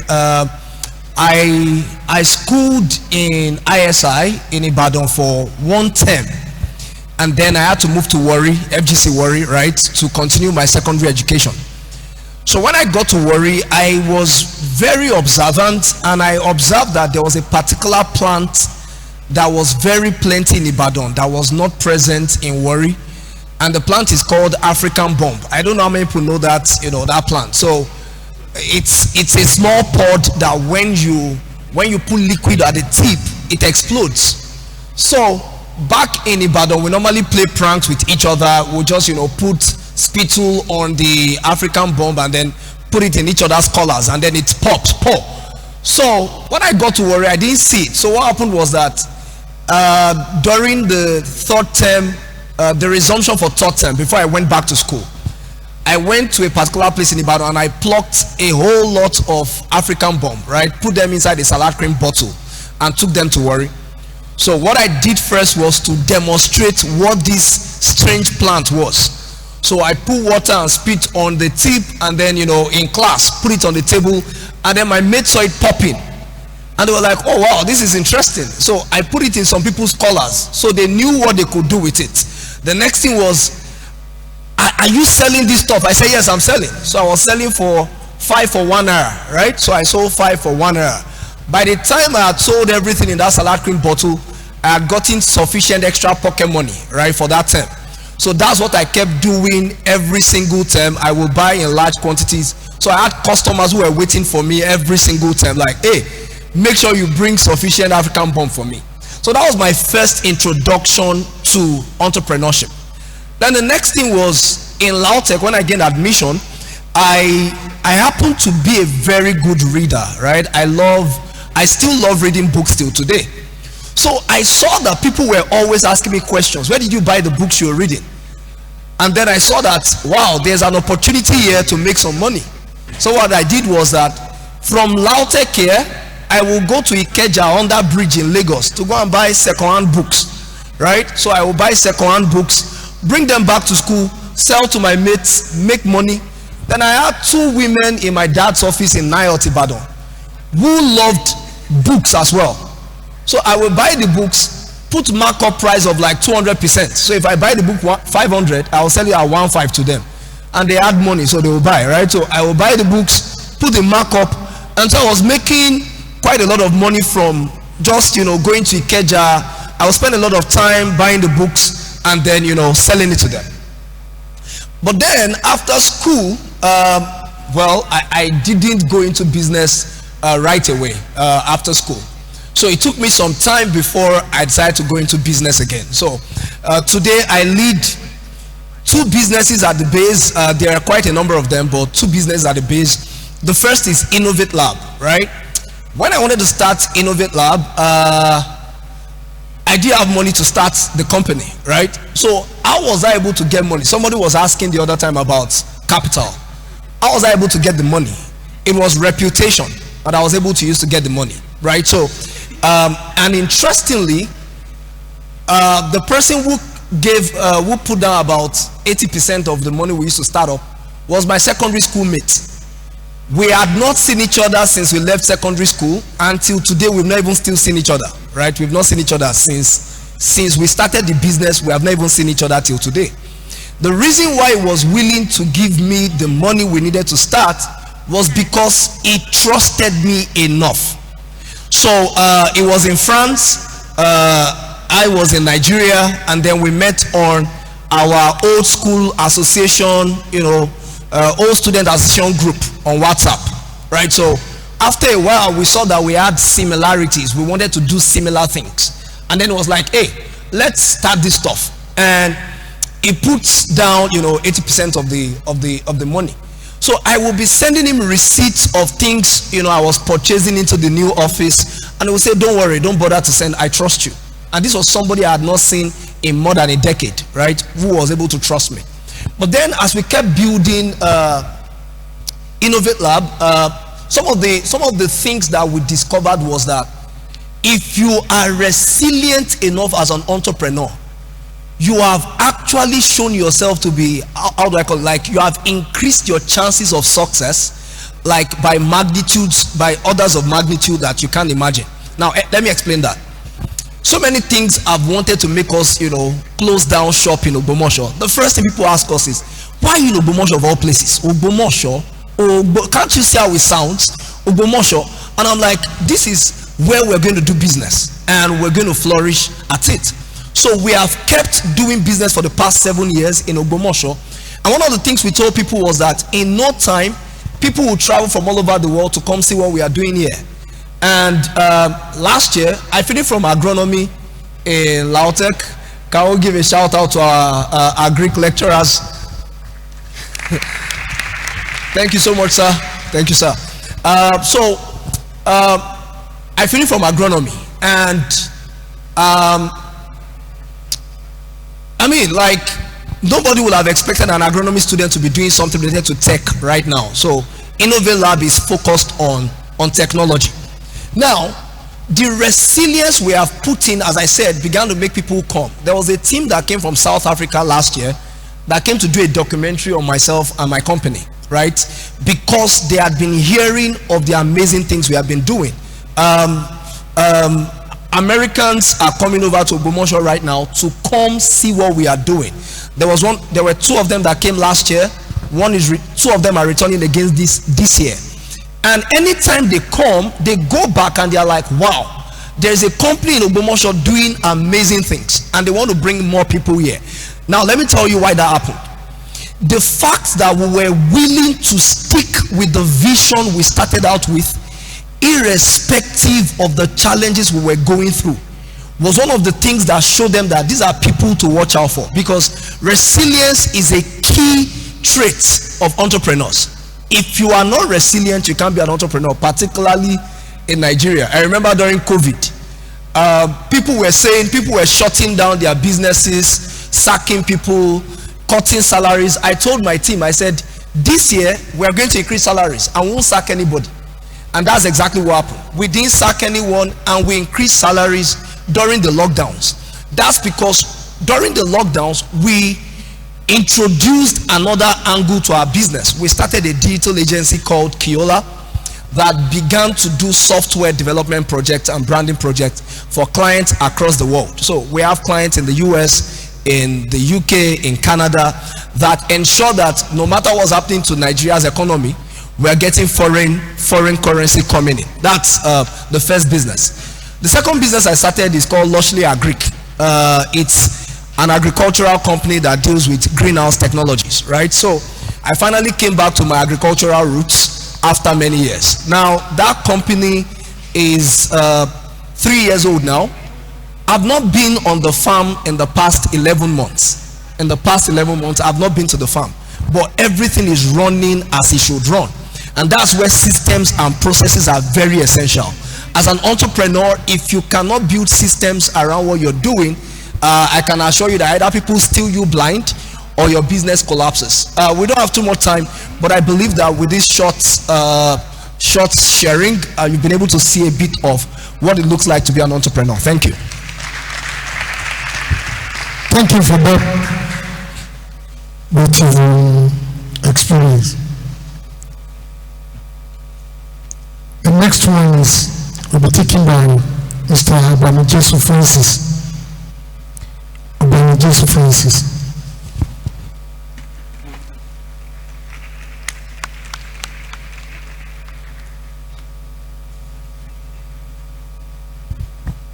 Thank you so much for the opportunity to, speak. So, Mama has just told me I have 2 minutes, so I'll be as fast as I can. I wish we had the time. We would have, spoken about steps and strategies to, raise funds for your project. Mr. JD just spoke about how that it was a friend of his that raised 80% of the startup fund. By the special grace of God, I have been privileged to raise funds both on local grounds and global grounds. I remember as a student like this, I spoke in like Hot Prize. I spoke about how that as a student, I raised my first 5 million naira in grant prize. I competed at the National Creative Business Cup where I won my first 1 million, which came with an opportunity to represent Nigeria in Denmark. I was representing Nigeria as a part of the global event where I came back home with a cash prize of 3,500 euros. And afterwards, I participated in quite a number of, other opportunities. And as a matter of fact, this January, I was in Ogbomoso to host the Western Union Base Camp. I was a part of the Western Union Foundation Fellowship, where every entrepreneur who is a part of the fellowship get access to up to $6,000 US. So I was also a beneficiary of that. And as a matter of fact, on March 25, I also got an all-expense paid trip to Bahrain. It's my first time hearing the name. Now, all this is to say that as an entrepreneur, there are opportunities for you to raise funds for your business, right? I started my business officially in 2020, and between 2020 till now, I've raised over 10 million naira in cash prize for my business. I was a part of the we as entrepreneurs, we always say, oh, I have an idea, but there's no money. What I'm saying is there's money out there. You just need to plug yourself. How many of us know about the 7.5 billion naira that Buhari gave for entrepreneurs? I was a part of it. I was a part of the beneficiary. There's also NASME, National Association of Small and Medium Enterprise. I was also a beneficiary. There are opportunities, there are grants everywhere. So as a system of fundraising, I'm going to talk about in the next 1 minute how to raise fund for your business. So this one is not GNLD. It's not bring one person, get one free. This is something that I have done, and I've also replicated it with other people. One of the first things to do is to profile your business.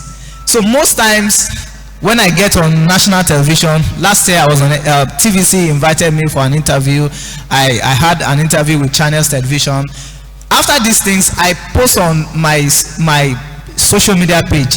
People come and say, congratulations. The truth is, I'm not posting for congratulations. I'm profiling my brand and myself for the next grantor who is looking for my page to see if I'm fit. Do you understand what I'm saying? So many of us have LinkedIn accounts. What you do, what you post on your LinkedIn, your Instagram, is selfies of pastor. Go back home from now, profile your business, make sure you harness tech, harness social media like your Instagram, Twitter, which is now called X, LinkedIn. Make sure what you are doing is written boldly on your page so that anybody, in fact, I remember that the Western Union Foundation event, I was selected and I was reluctant because I had a lot of things to attend to, and I felt like maybe I'll try again next year. After 1 whole month, they went to check my LinkedIn and they emailed me. We saw what you are doing. We want you to be a part of this event. Even though we are 1 month into the event, you can still join us. Well, I felt like this is grace, so I decided to join the event. And the second week, they just say, go and put your account number and the likes. After 2 days, they sent me 1 million naira. I was like, I've just joined. You guys should calm down. Now, I'm not saying that money is flying around, but I'm saying that if you are well profiled, when opportunities come, it will definitely reach you. So I'm saying this to say that I made sure that my profiles, my page, are well structured to make sure that when investors, when people come, I had the opportunity to be a part of Lions Den event. Is an investment event where people put equity shares. Financials, they invest into your business. I had the opportunity to sit with the founder of Airtel, Bolaji Balogun, Dan Ingerim, Nike Ogunlesi, some of the top billionaires in the country. And one of the things that amazed me was that every single one of them made a comment and say, Francis, I think you have profiled yourself enough for this opportunity. Now what I'm saying is, harness social media, harness tech. Make sure that what you're doing is there online. Let anybody who comes around make sure that they see what you're doing. Make sure that they can relate with what you're doing. That's one. Now the other thing I would like to talk about is get a problem that you are solving. I was talking with somebody earlier today and we were seeing how we can structure that business to affect what the grantors want. What I'm saying is, you do have a business. Maybe what you do is you sell snacks, for example, right? What is different about your snack? People eating your snack, what do they get to enjoy? Some people want to call it unique selling point, but I want to just brush everything out to say, make sure you can find something unique or a unique problem that your product or your business is solving. Having done that, the next thing is to get opportunities around. Honestly, right now I can talk about over 10 opportunities that are currently opened that you can access. Okay, I have 1 minute more and I'll be off. There are different opportunities. There's international breweries. Every year international breweries give over 60 million naira in grand prize. Western Union give over $50,000 in grand prize. There are quite a number. There's the Biodo and the Bikule Foundation. There's the Global Creative Business Corp. They give out over 100,000 euros every year. These are opportunities you can search and apply for. And once you educate yourself with these opportunities that flies around, apply for them, and honestly, you don't know which one is which. On the last note, in your process of application, right, one of the things that discourage so many people is that if you apply for the first one, they tell you, oh, unfortunately, you can't proceed. People say, I'm tired, I've applied for 5, I've applied for 10, I'm tired. But the truth is, if I open my mail and you see how many unfortunately you cannot proceed, unfortunately you are not selected, I have many unfortunately than the fortunatelys in my mail. So I was speaking on a global space recently where I got the opportunity to address, it was a London entrepreneurship event, and I was saying that I am a lot of failure than the successes that many people have seen. In my mail, I was checking last night, I have over 100 emails in the last 3 months that they have sent to me saying, unfortunately, you are not selected for this funding. But in all of those, unfortunately, I've seen about 3 congratulations this year that equates to over 5 million naira. Is that not enough success? So while you fail, just know that very soon, you know that song, I know she'll say one day, one day, one day. Thank you so much. Interesting.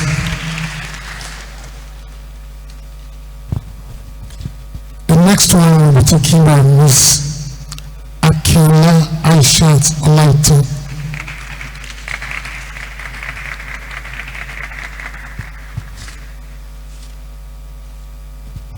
Good day, everyone.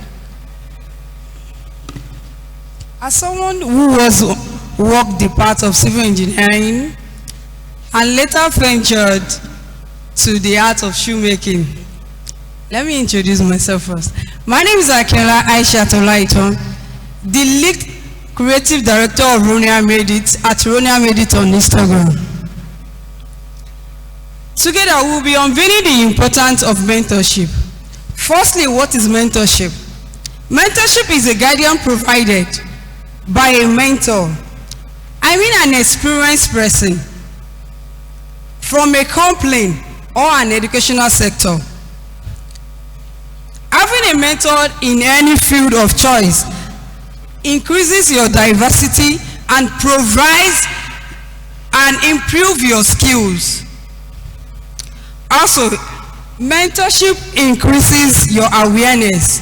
I mean, it exposes you to new perspective of your career.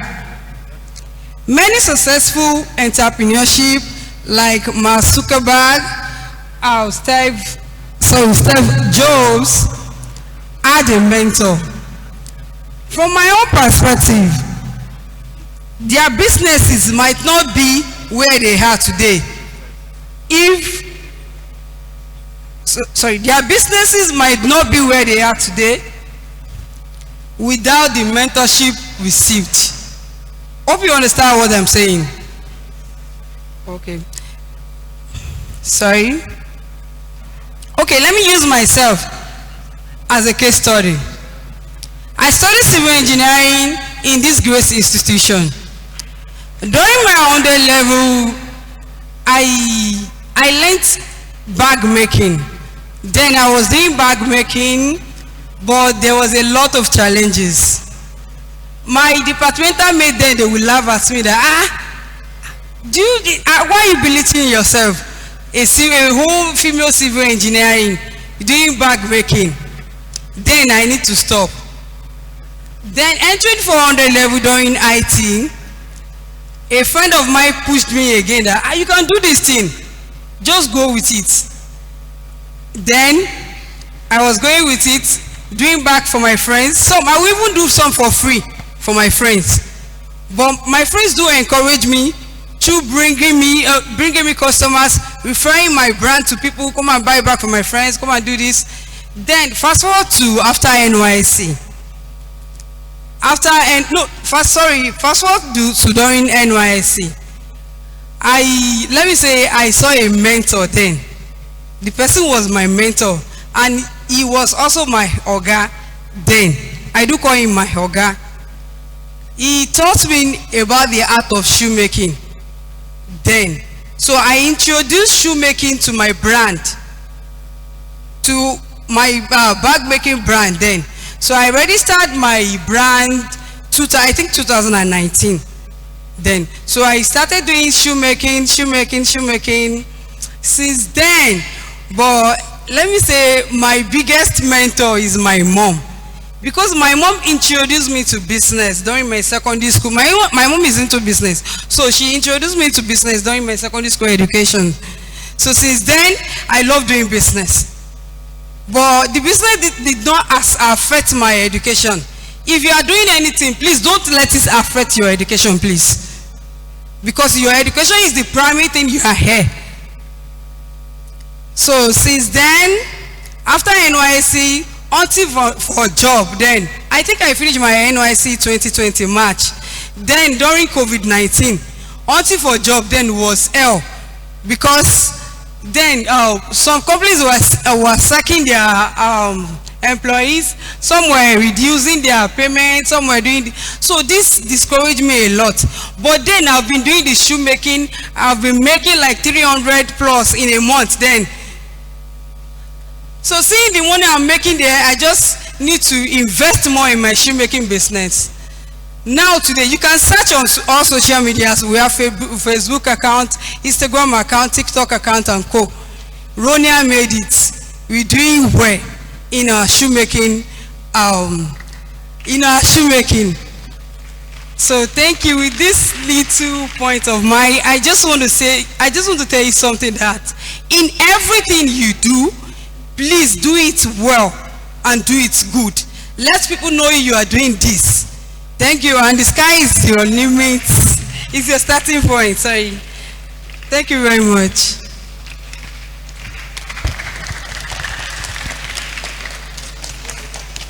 Please.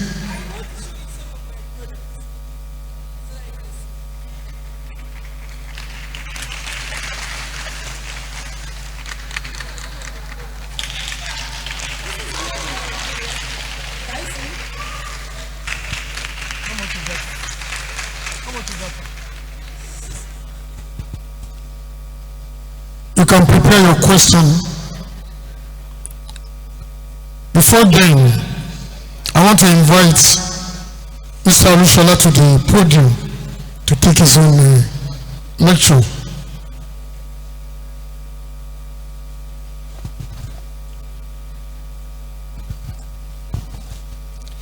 Yeah, good afternoon, everyone. Yeah, I hope we are still here with me, and so I wish there's hot tea that we can serve around so that we can feel better. But for now, let's just pay attention and just listen. All right, so I'm excited to be here this morning, and I will just share a bit about my entrepreneur experience and how I started, in the line of tech. So when I came in on campus, I actually applied, for medicine. Practically everyone that studied medicine then. But then I was not given medicine, and I was given human anatomy to study. I think we have a lot of anatomists in the house. All right, thank you. So about then, people don't want to study anatomy, They believe, cadavers and, dead bodies and all that. But I too, for one, I didn't want it, honestly.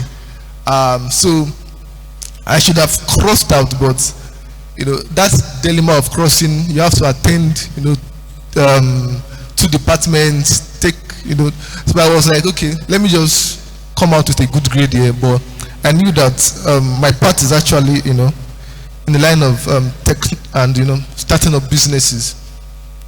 So so while on campus, so I was attending lectures, but practically I was doing something else. I was reading about business, entrepreneurship, and technology.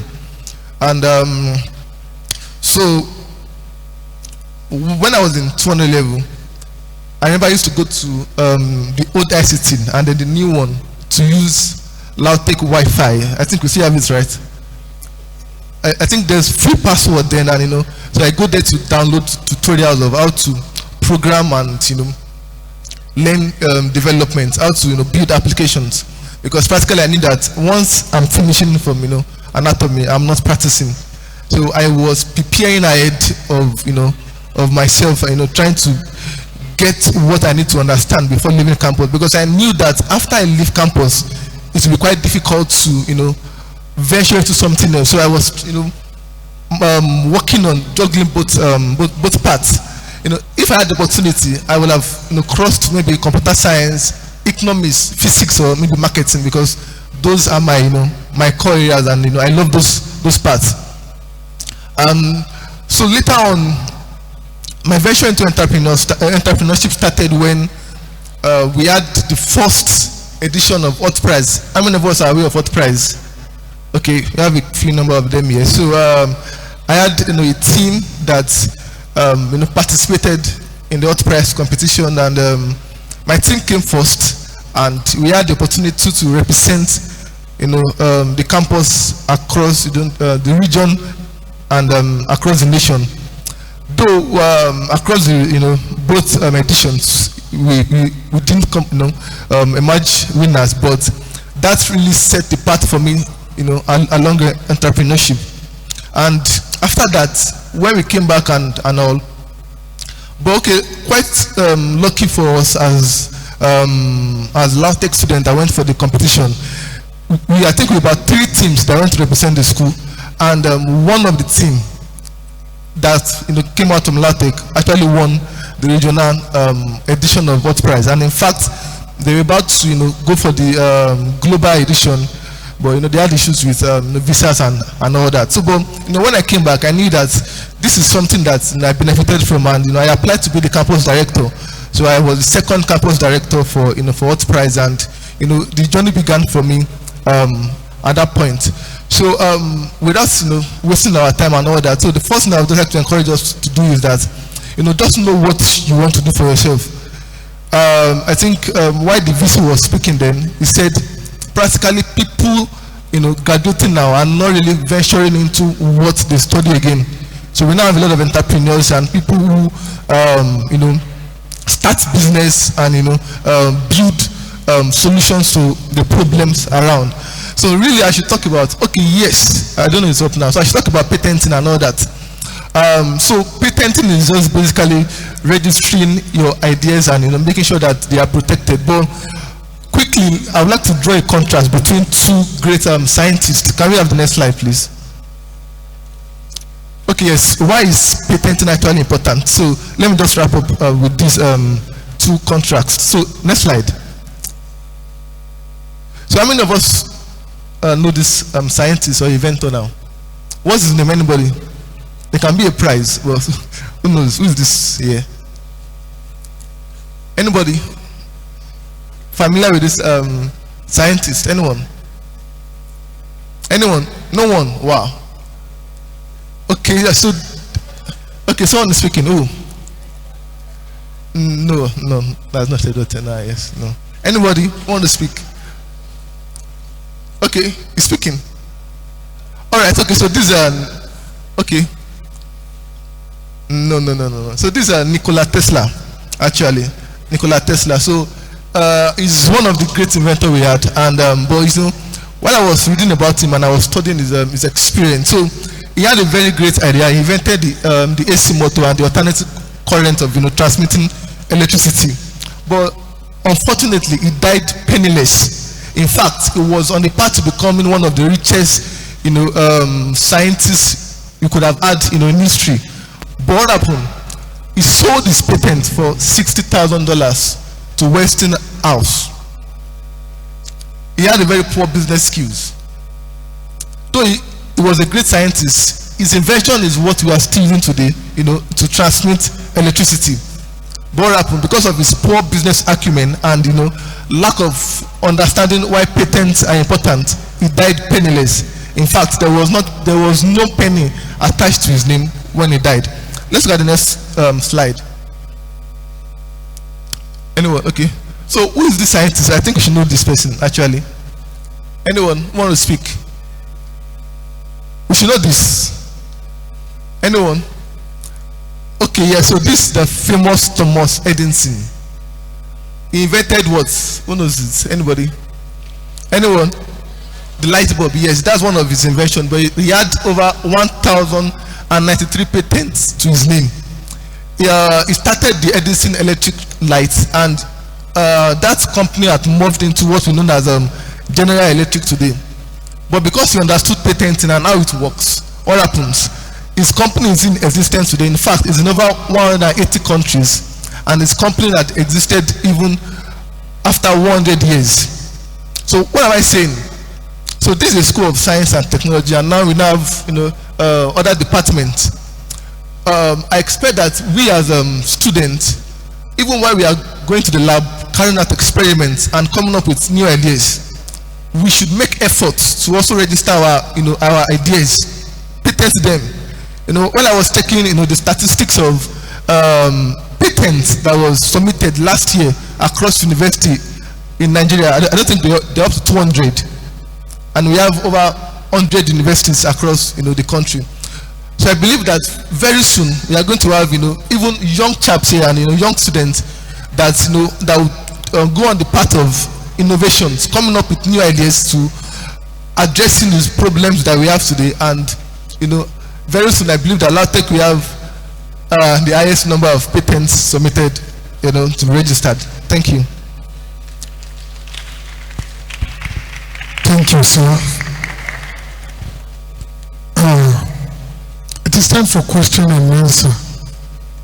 I want to call on Miss Greatness to come and take this session.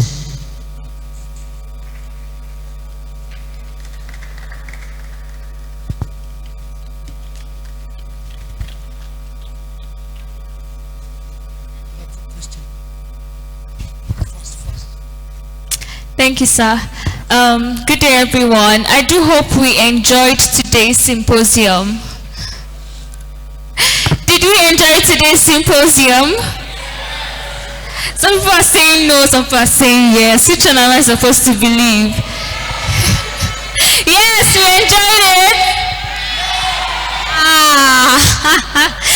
If you had actually paid attention, the speakers really spoke well, and I'm sure some people learned something.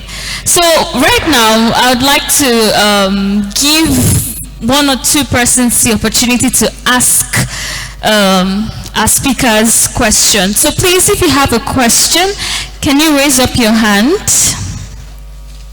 If you have a question for the speakers, you have the opportunity. Please raise your hand. All right, sir.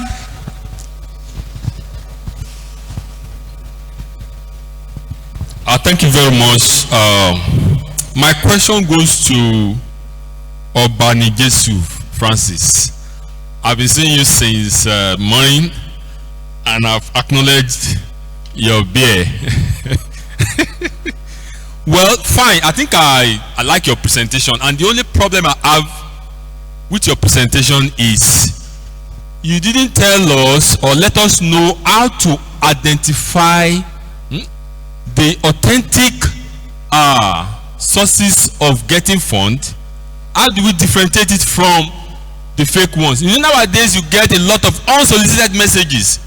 In recent time, you say Tinubu want to give something, apply this through this link, apply to that link. How do we know those that are authentic and those that are fake? It's very, very important you tell us, please.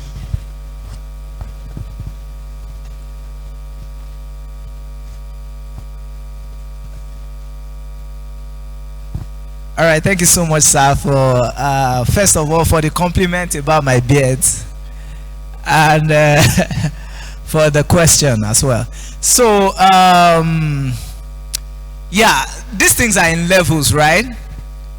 There was a time when I love to I apply for just anything, 100,000, 200,000.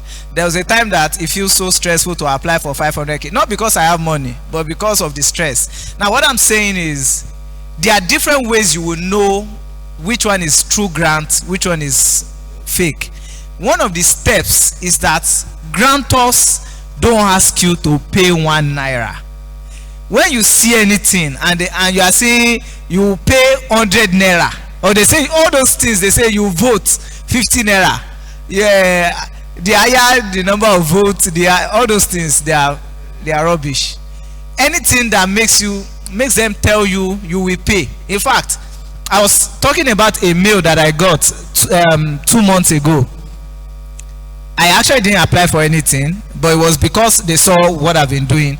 They sent me a mail. All I just need to drop is my passport.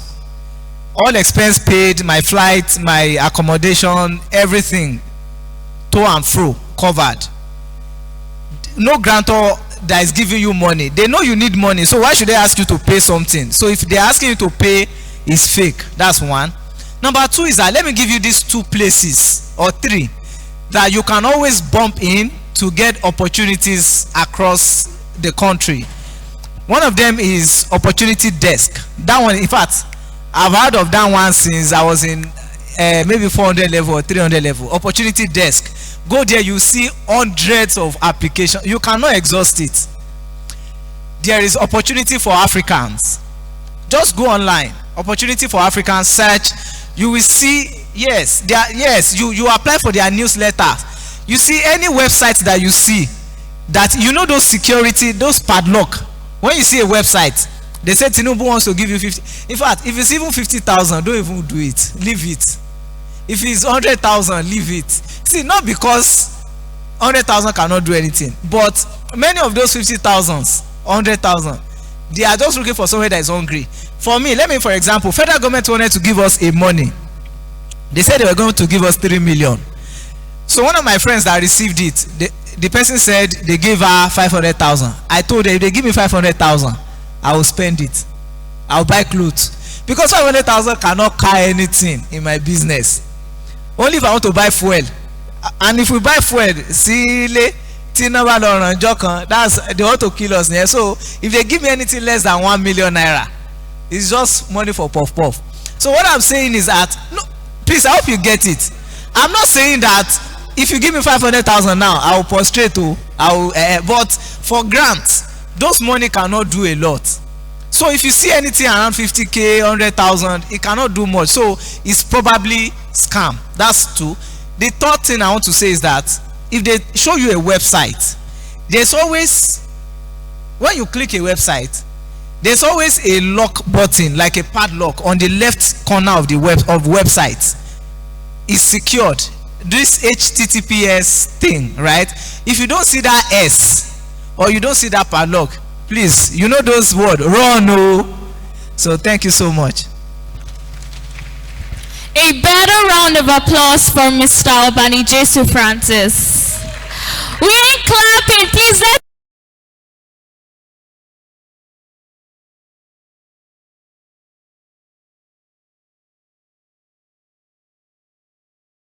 moderator. No, that person should come downstairs and say something. Alright, I was just kidding. So since nobody has any questions, okay, alright, sir. We'd like you to come forward, sir.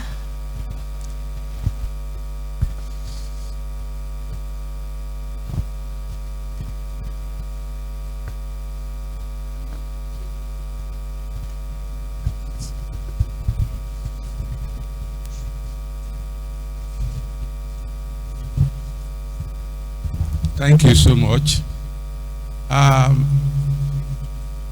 enjoy most of the presentation from our experts, but particularly I'm interested in the gentleman who was trying to tell us about how to profile a business. I want him to come forward and let us know exactly what he means by profiling a business so that we will learn more. Thank you so much.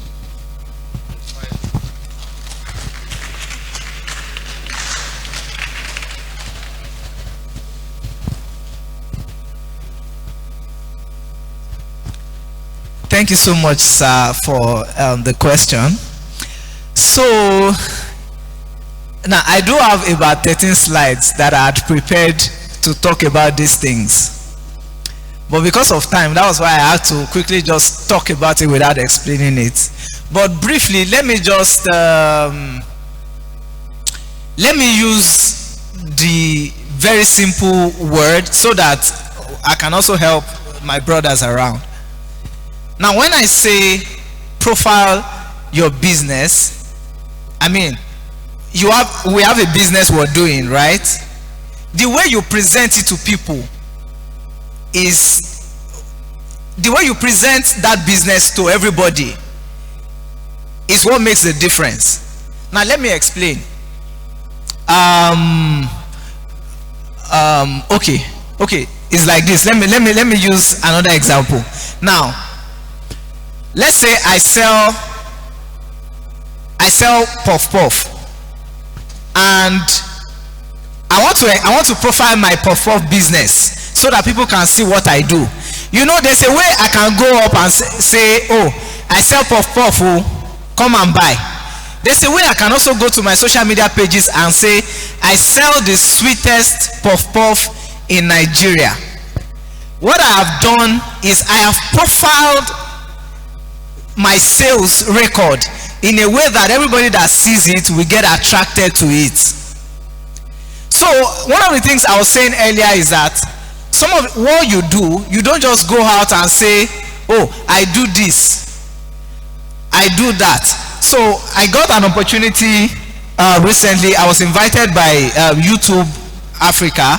I was with some of these celebrities, Lai Wasabi, Kiki, and all that.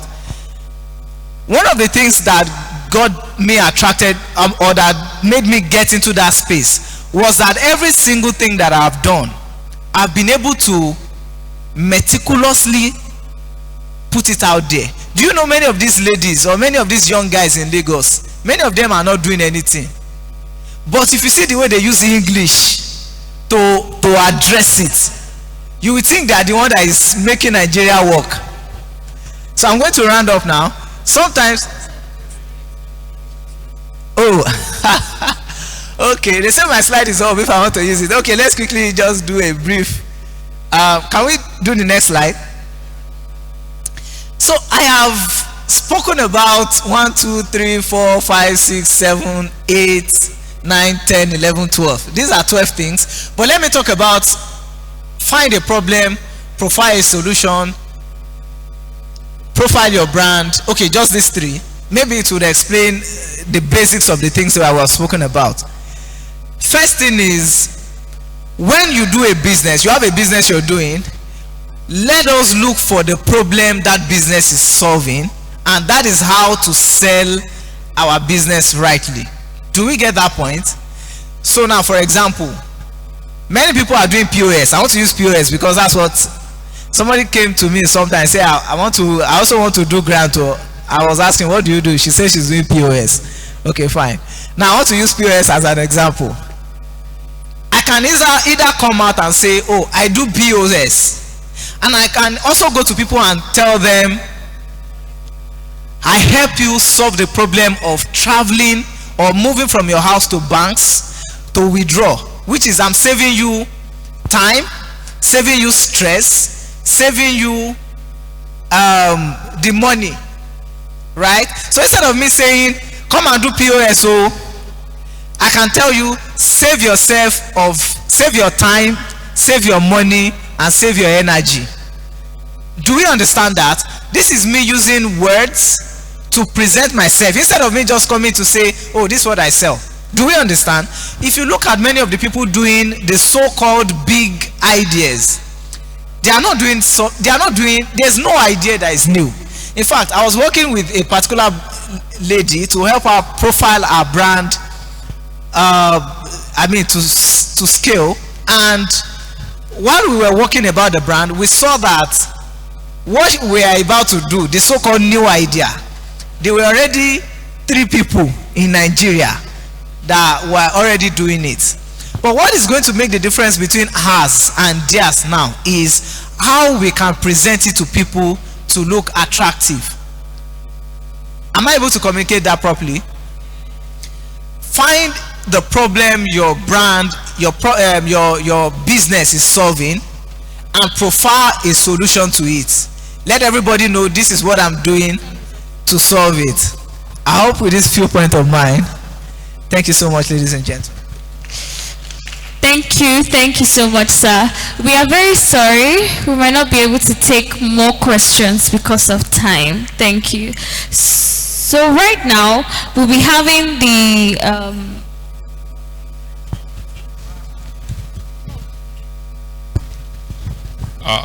thank you very much. Protocols duly and well observed. I appreciate our invited guest speakers. A majority of them gathered from lautech. Majority of them graduated from lautech. They are members of lautech Alumni Association. Well, look at it now. What we are doing here today are what some people are doing outside there that they are paying a lot of money to attend. They are paying millions to attend this kind of program. And this is what the committee, or let me say the entrepreneurship group, are presenting free of charge to students. It's worth millions of naira. And I don't think we are going to give them millions of naira as well, but they are doing it for free for the benefit of the students and members of the university community. I think we need to give them a round of applause. From the presentations 1, 2, 3, 4, the summary of it, to the best of my knowledge and from what I picked from what is submitted, can be categorized into one single point, and that is solving problem. To be a good entrepreneur, you have to identify a problem and solve the problem. The process of solving the problem is the process of creating job, is the process of making money. Like Mr. Jesu Damilare said, he said the first business he did in his life was he took a plant to Warri, Paraventure. In Warri, the plant wasn't available there, and it was available in Ibadan, in University of Ibadan, so to say. The process of taking the plant to another place, it solved a problem of scarcity of that plant in that environment, and it turned into money. If what we are hearing, I can say off record, by issue of COVID-19 is very correct. Some people have been criticizing the pandemic, that it is artificial, it is this, it is that. But you know, a lot of billions of naira people made from COVID-19. It was a problem created, whether created or not, but there was a problem, but later solved. And when the problem was solved, it turned to money.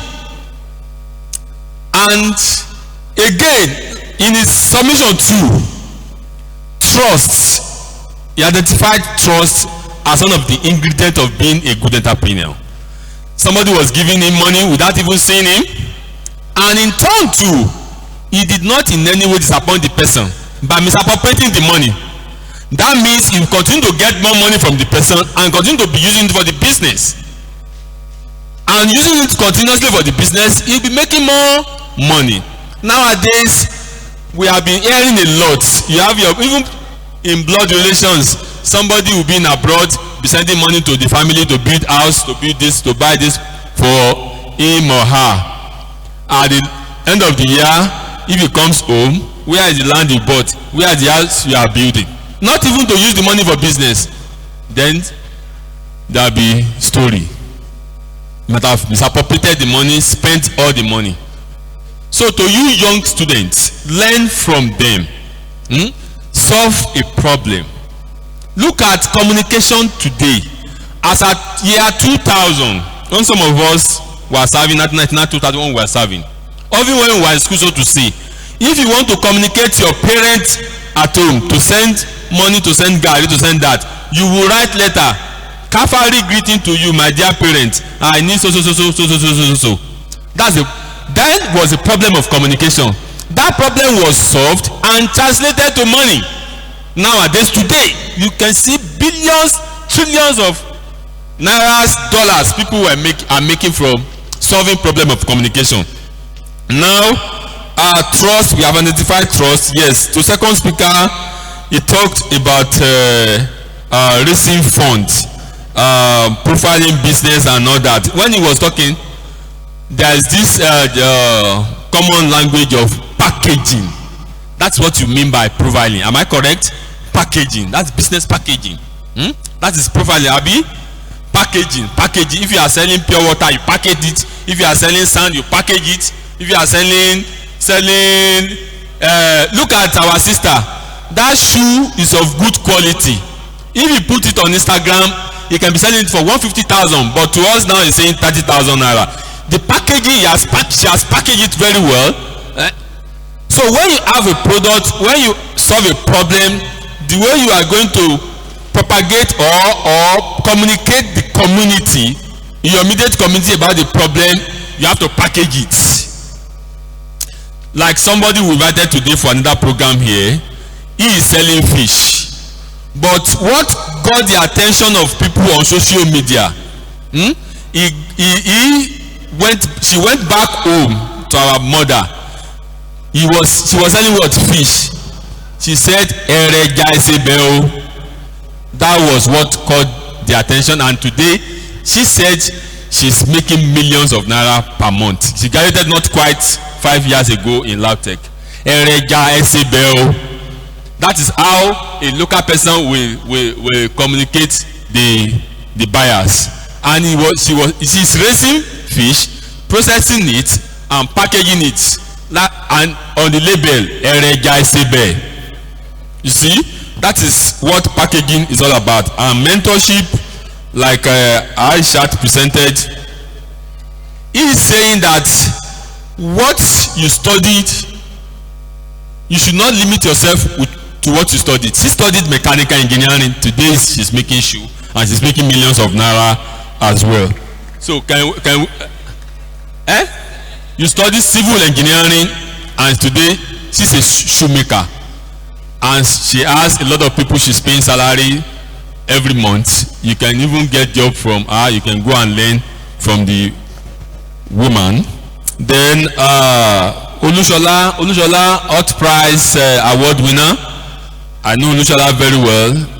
I'm part of those that guided them when he was in school, especially during the program of Hot Prize. Well, about patent, registration of idea and all that. Unfortunately, maybe you are going to give us the procedure of registering your idea. I know there's a ministry of federal government that does that. Maybe federal ministry of industry. Federal ministry of industry does that. Yes, federal ministry of industry does registration and patent of your idea. So I want to believe this is a good point for us to stop. But the director will come and round it up and give a closing remark. Thank you very much.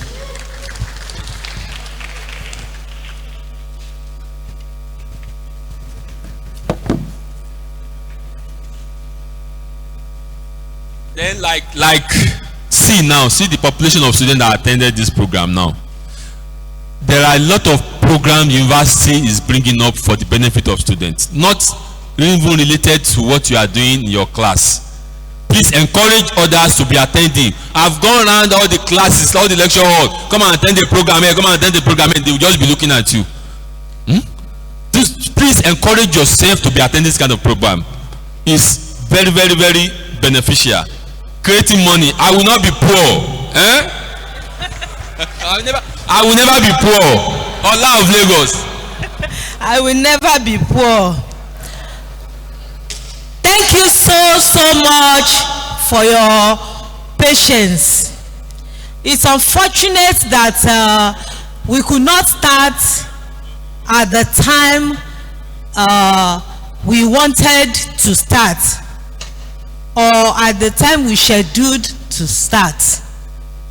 But we thank God, with patient people around, I'm sure that we are all going home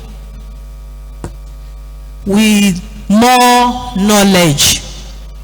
And we can say that our coming here has not been in vain. Let me hand over to Professor A.J. Oyedokun to tell us what we have been able to take from this. Thank you, the Director, Center for Entrepreneurship, lautech. We need to thank you for your patience, your understanding, and of course, sitting down is an encouragement to us all. And we believe that together we can take our country to the next level. The university, Ladoke Akitola University of Technology, is very, very sensitive about the development of its environment. And this is one of the ways we think we can actually take our community to the next level, and the country, and of course Oyo State to the next level. The topic has actually been dealt with as expected from theory to practice. Most often than not, people talk entrepreneurship theoretically, but there's a need to bridge this gap. And if you are not informed, you are deformed. But you must be informed to be virtually active. We believe we have been informed this afternoon with the series of programs put in place to actually ensure that we've moved from theories to practical. We welcome our guests, the professionals, the practitioners, and you can see them. Please give them a round of applause. They made us see things from the professional perspective, and they make us, we are proud of you. We are very, very proud of you, and our prayer is that you will get higher and higher. We will celebrate more of your success. There's nothing much more happier for lecturers when you see your students go places and they are doing it beyond our expectations. So you will not be cut short in your journey of life. We appreciate you so much. Please, everything we have said here, they are not divided. Please take them holistically and ensure you can see that they are highly interwoven, from the financial perspective to the mentoring aspect to the marketing, branding, profiling of everything you need to do. Our speaker was actually trying to talk about profiling. I observed that's the difference you see. The professionals, they know what they are saying, but sometimes putting it down the way with the theory we talk might be a little bit somehow. But what I know he was talking is that, in summary, the Yoruba will say, "Irinisi." You understand that? The way you profile yourself is the way you will be addressed. Okay? So no matter what you are selling, if you give what you are selling a very good packaging, branding, give it to the attraction of the public, make it attractive, like the marketers. We call something hard sell. You will say it's black, they will say it's blue, and they will convince you until you are seeing blue, and you will only be seeing that blue, and you will dip your hand and buy it. And when you are eating it, you will be eating thinking that you are eating blue, and it will become blue. That is how it is. So you must learn to package yourself, brand yourself so well, and ensure. And one thing, please, don't overbrand that you will not be lying. If you overbrand and you lie, it has its negative consequence. I want to say, and I want to announce to you, that as part, going forward, as part of what the university, especially the Center for Entrepreneurship, has put in place, the university is on its way very soon, bringing people in where you will be trained from theory to practical. You will acquire vocational skills. The skills will not only be acquired, but will be broken into processes where work will be segmented, and you will work on task. And every task at every stage, the management information system experts, they call it workflow stations, where you need to profile from one stage to the other, putting in systems that will guide your activities. And then you will look at how you can improve of every stage where you can now call innovation, incremental innovation. So that you wouldn't be doing what you are doing every day, but you will do it with improvement. And that improvement will be geared towards quality improvement or cost minimization, which is clear-cut to innovation. So there's nothing new, as I have said, but we have to repackage ourselves and improve on the existing local technology that we have. Then we can be talking about branding, packaging it and profiling it to the world. And you never can tell.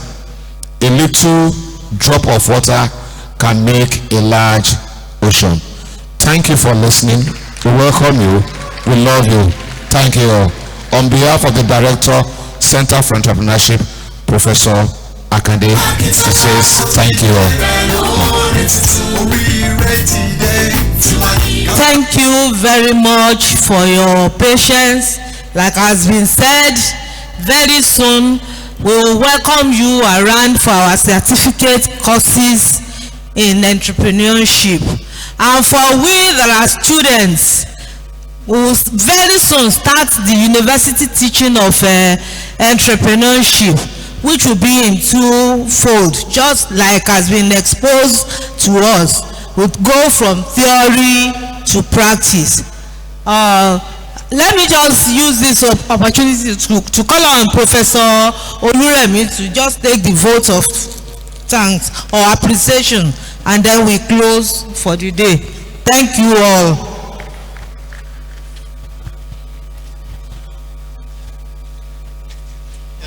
Thank you so much, ma. On behalf of the Symposium Committee of the Entrepreneurship Study for Ladoke Akintola University of Technology, we want to appreciate all our invited guests, though in absentia, the principal officers in absentia, all our invited guests. Thank you so much for being present and part of this program and for what you have made us to know today. I want to believe that all our students, our staffs who are here present, they've gained one or two things. And I believe that in the journey of entrepreneurship, they will be doing great and they will be excelling. So we want to wish all of us safe journey back to our destination, and we pray that as we go, God bless us. Thank you so much.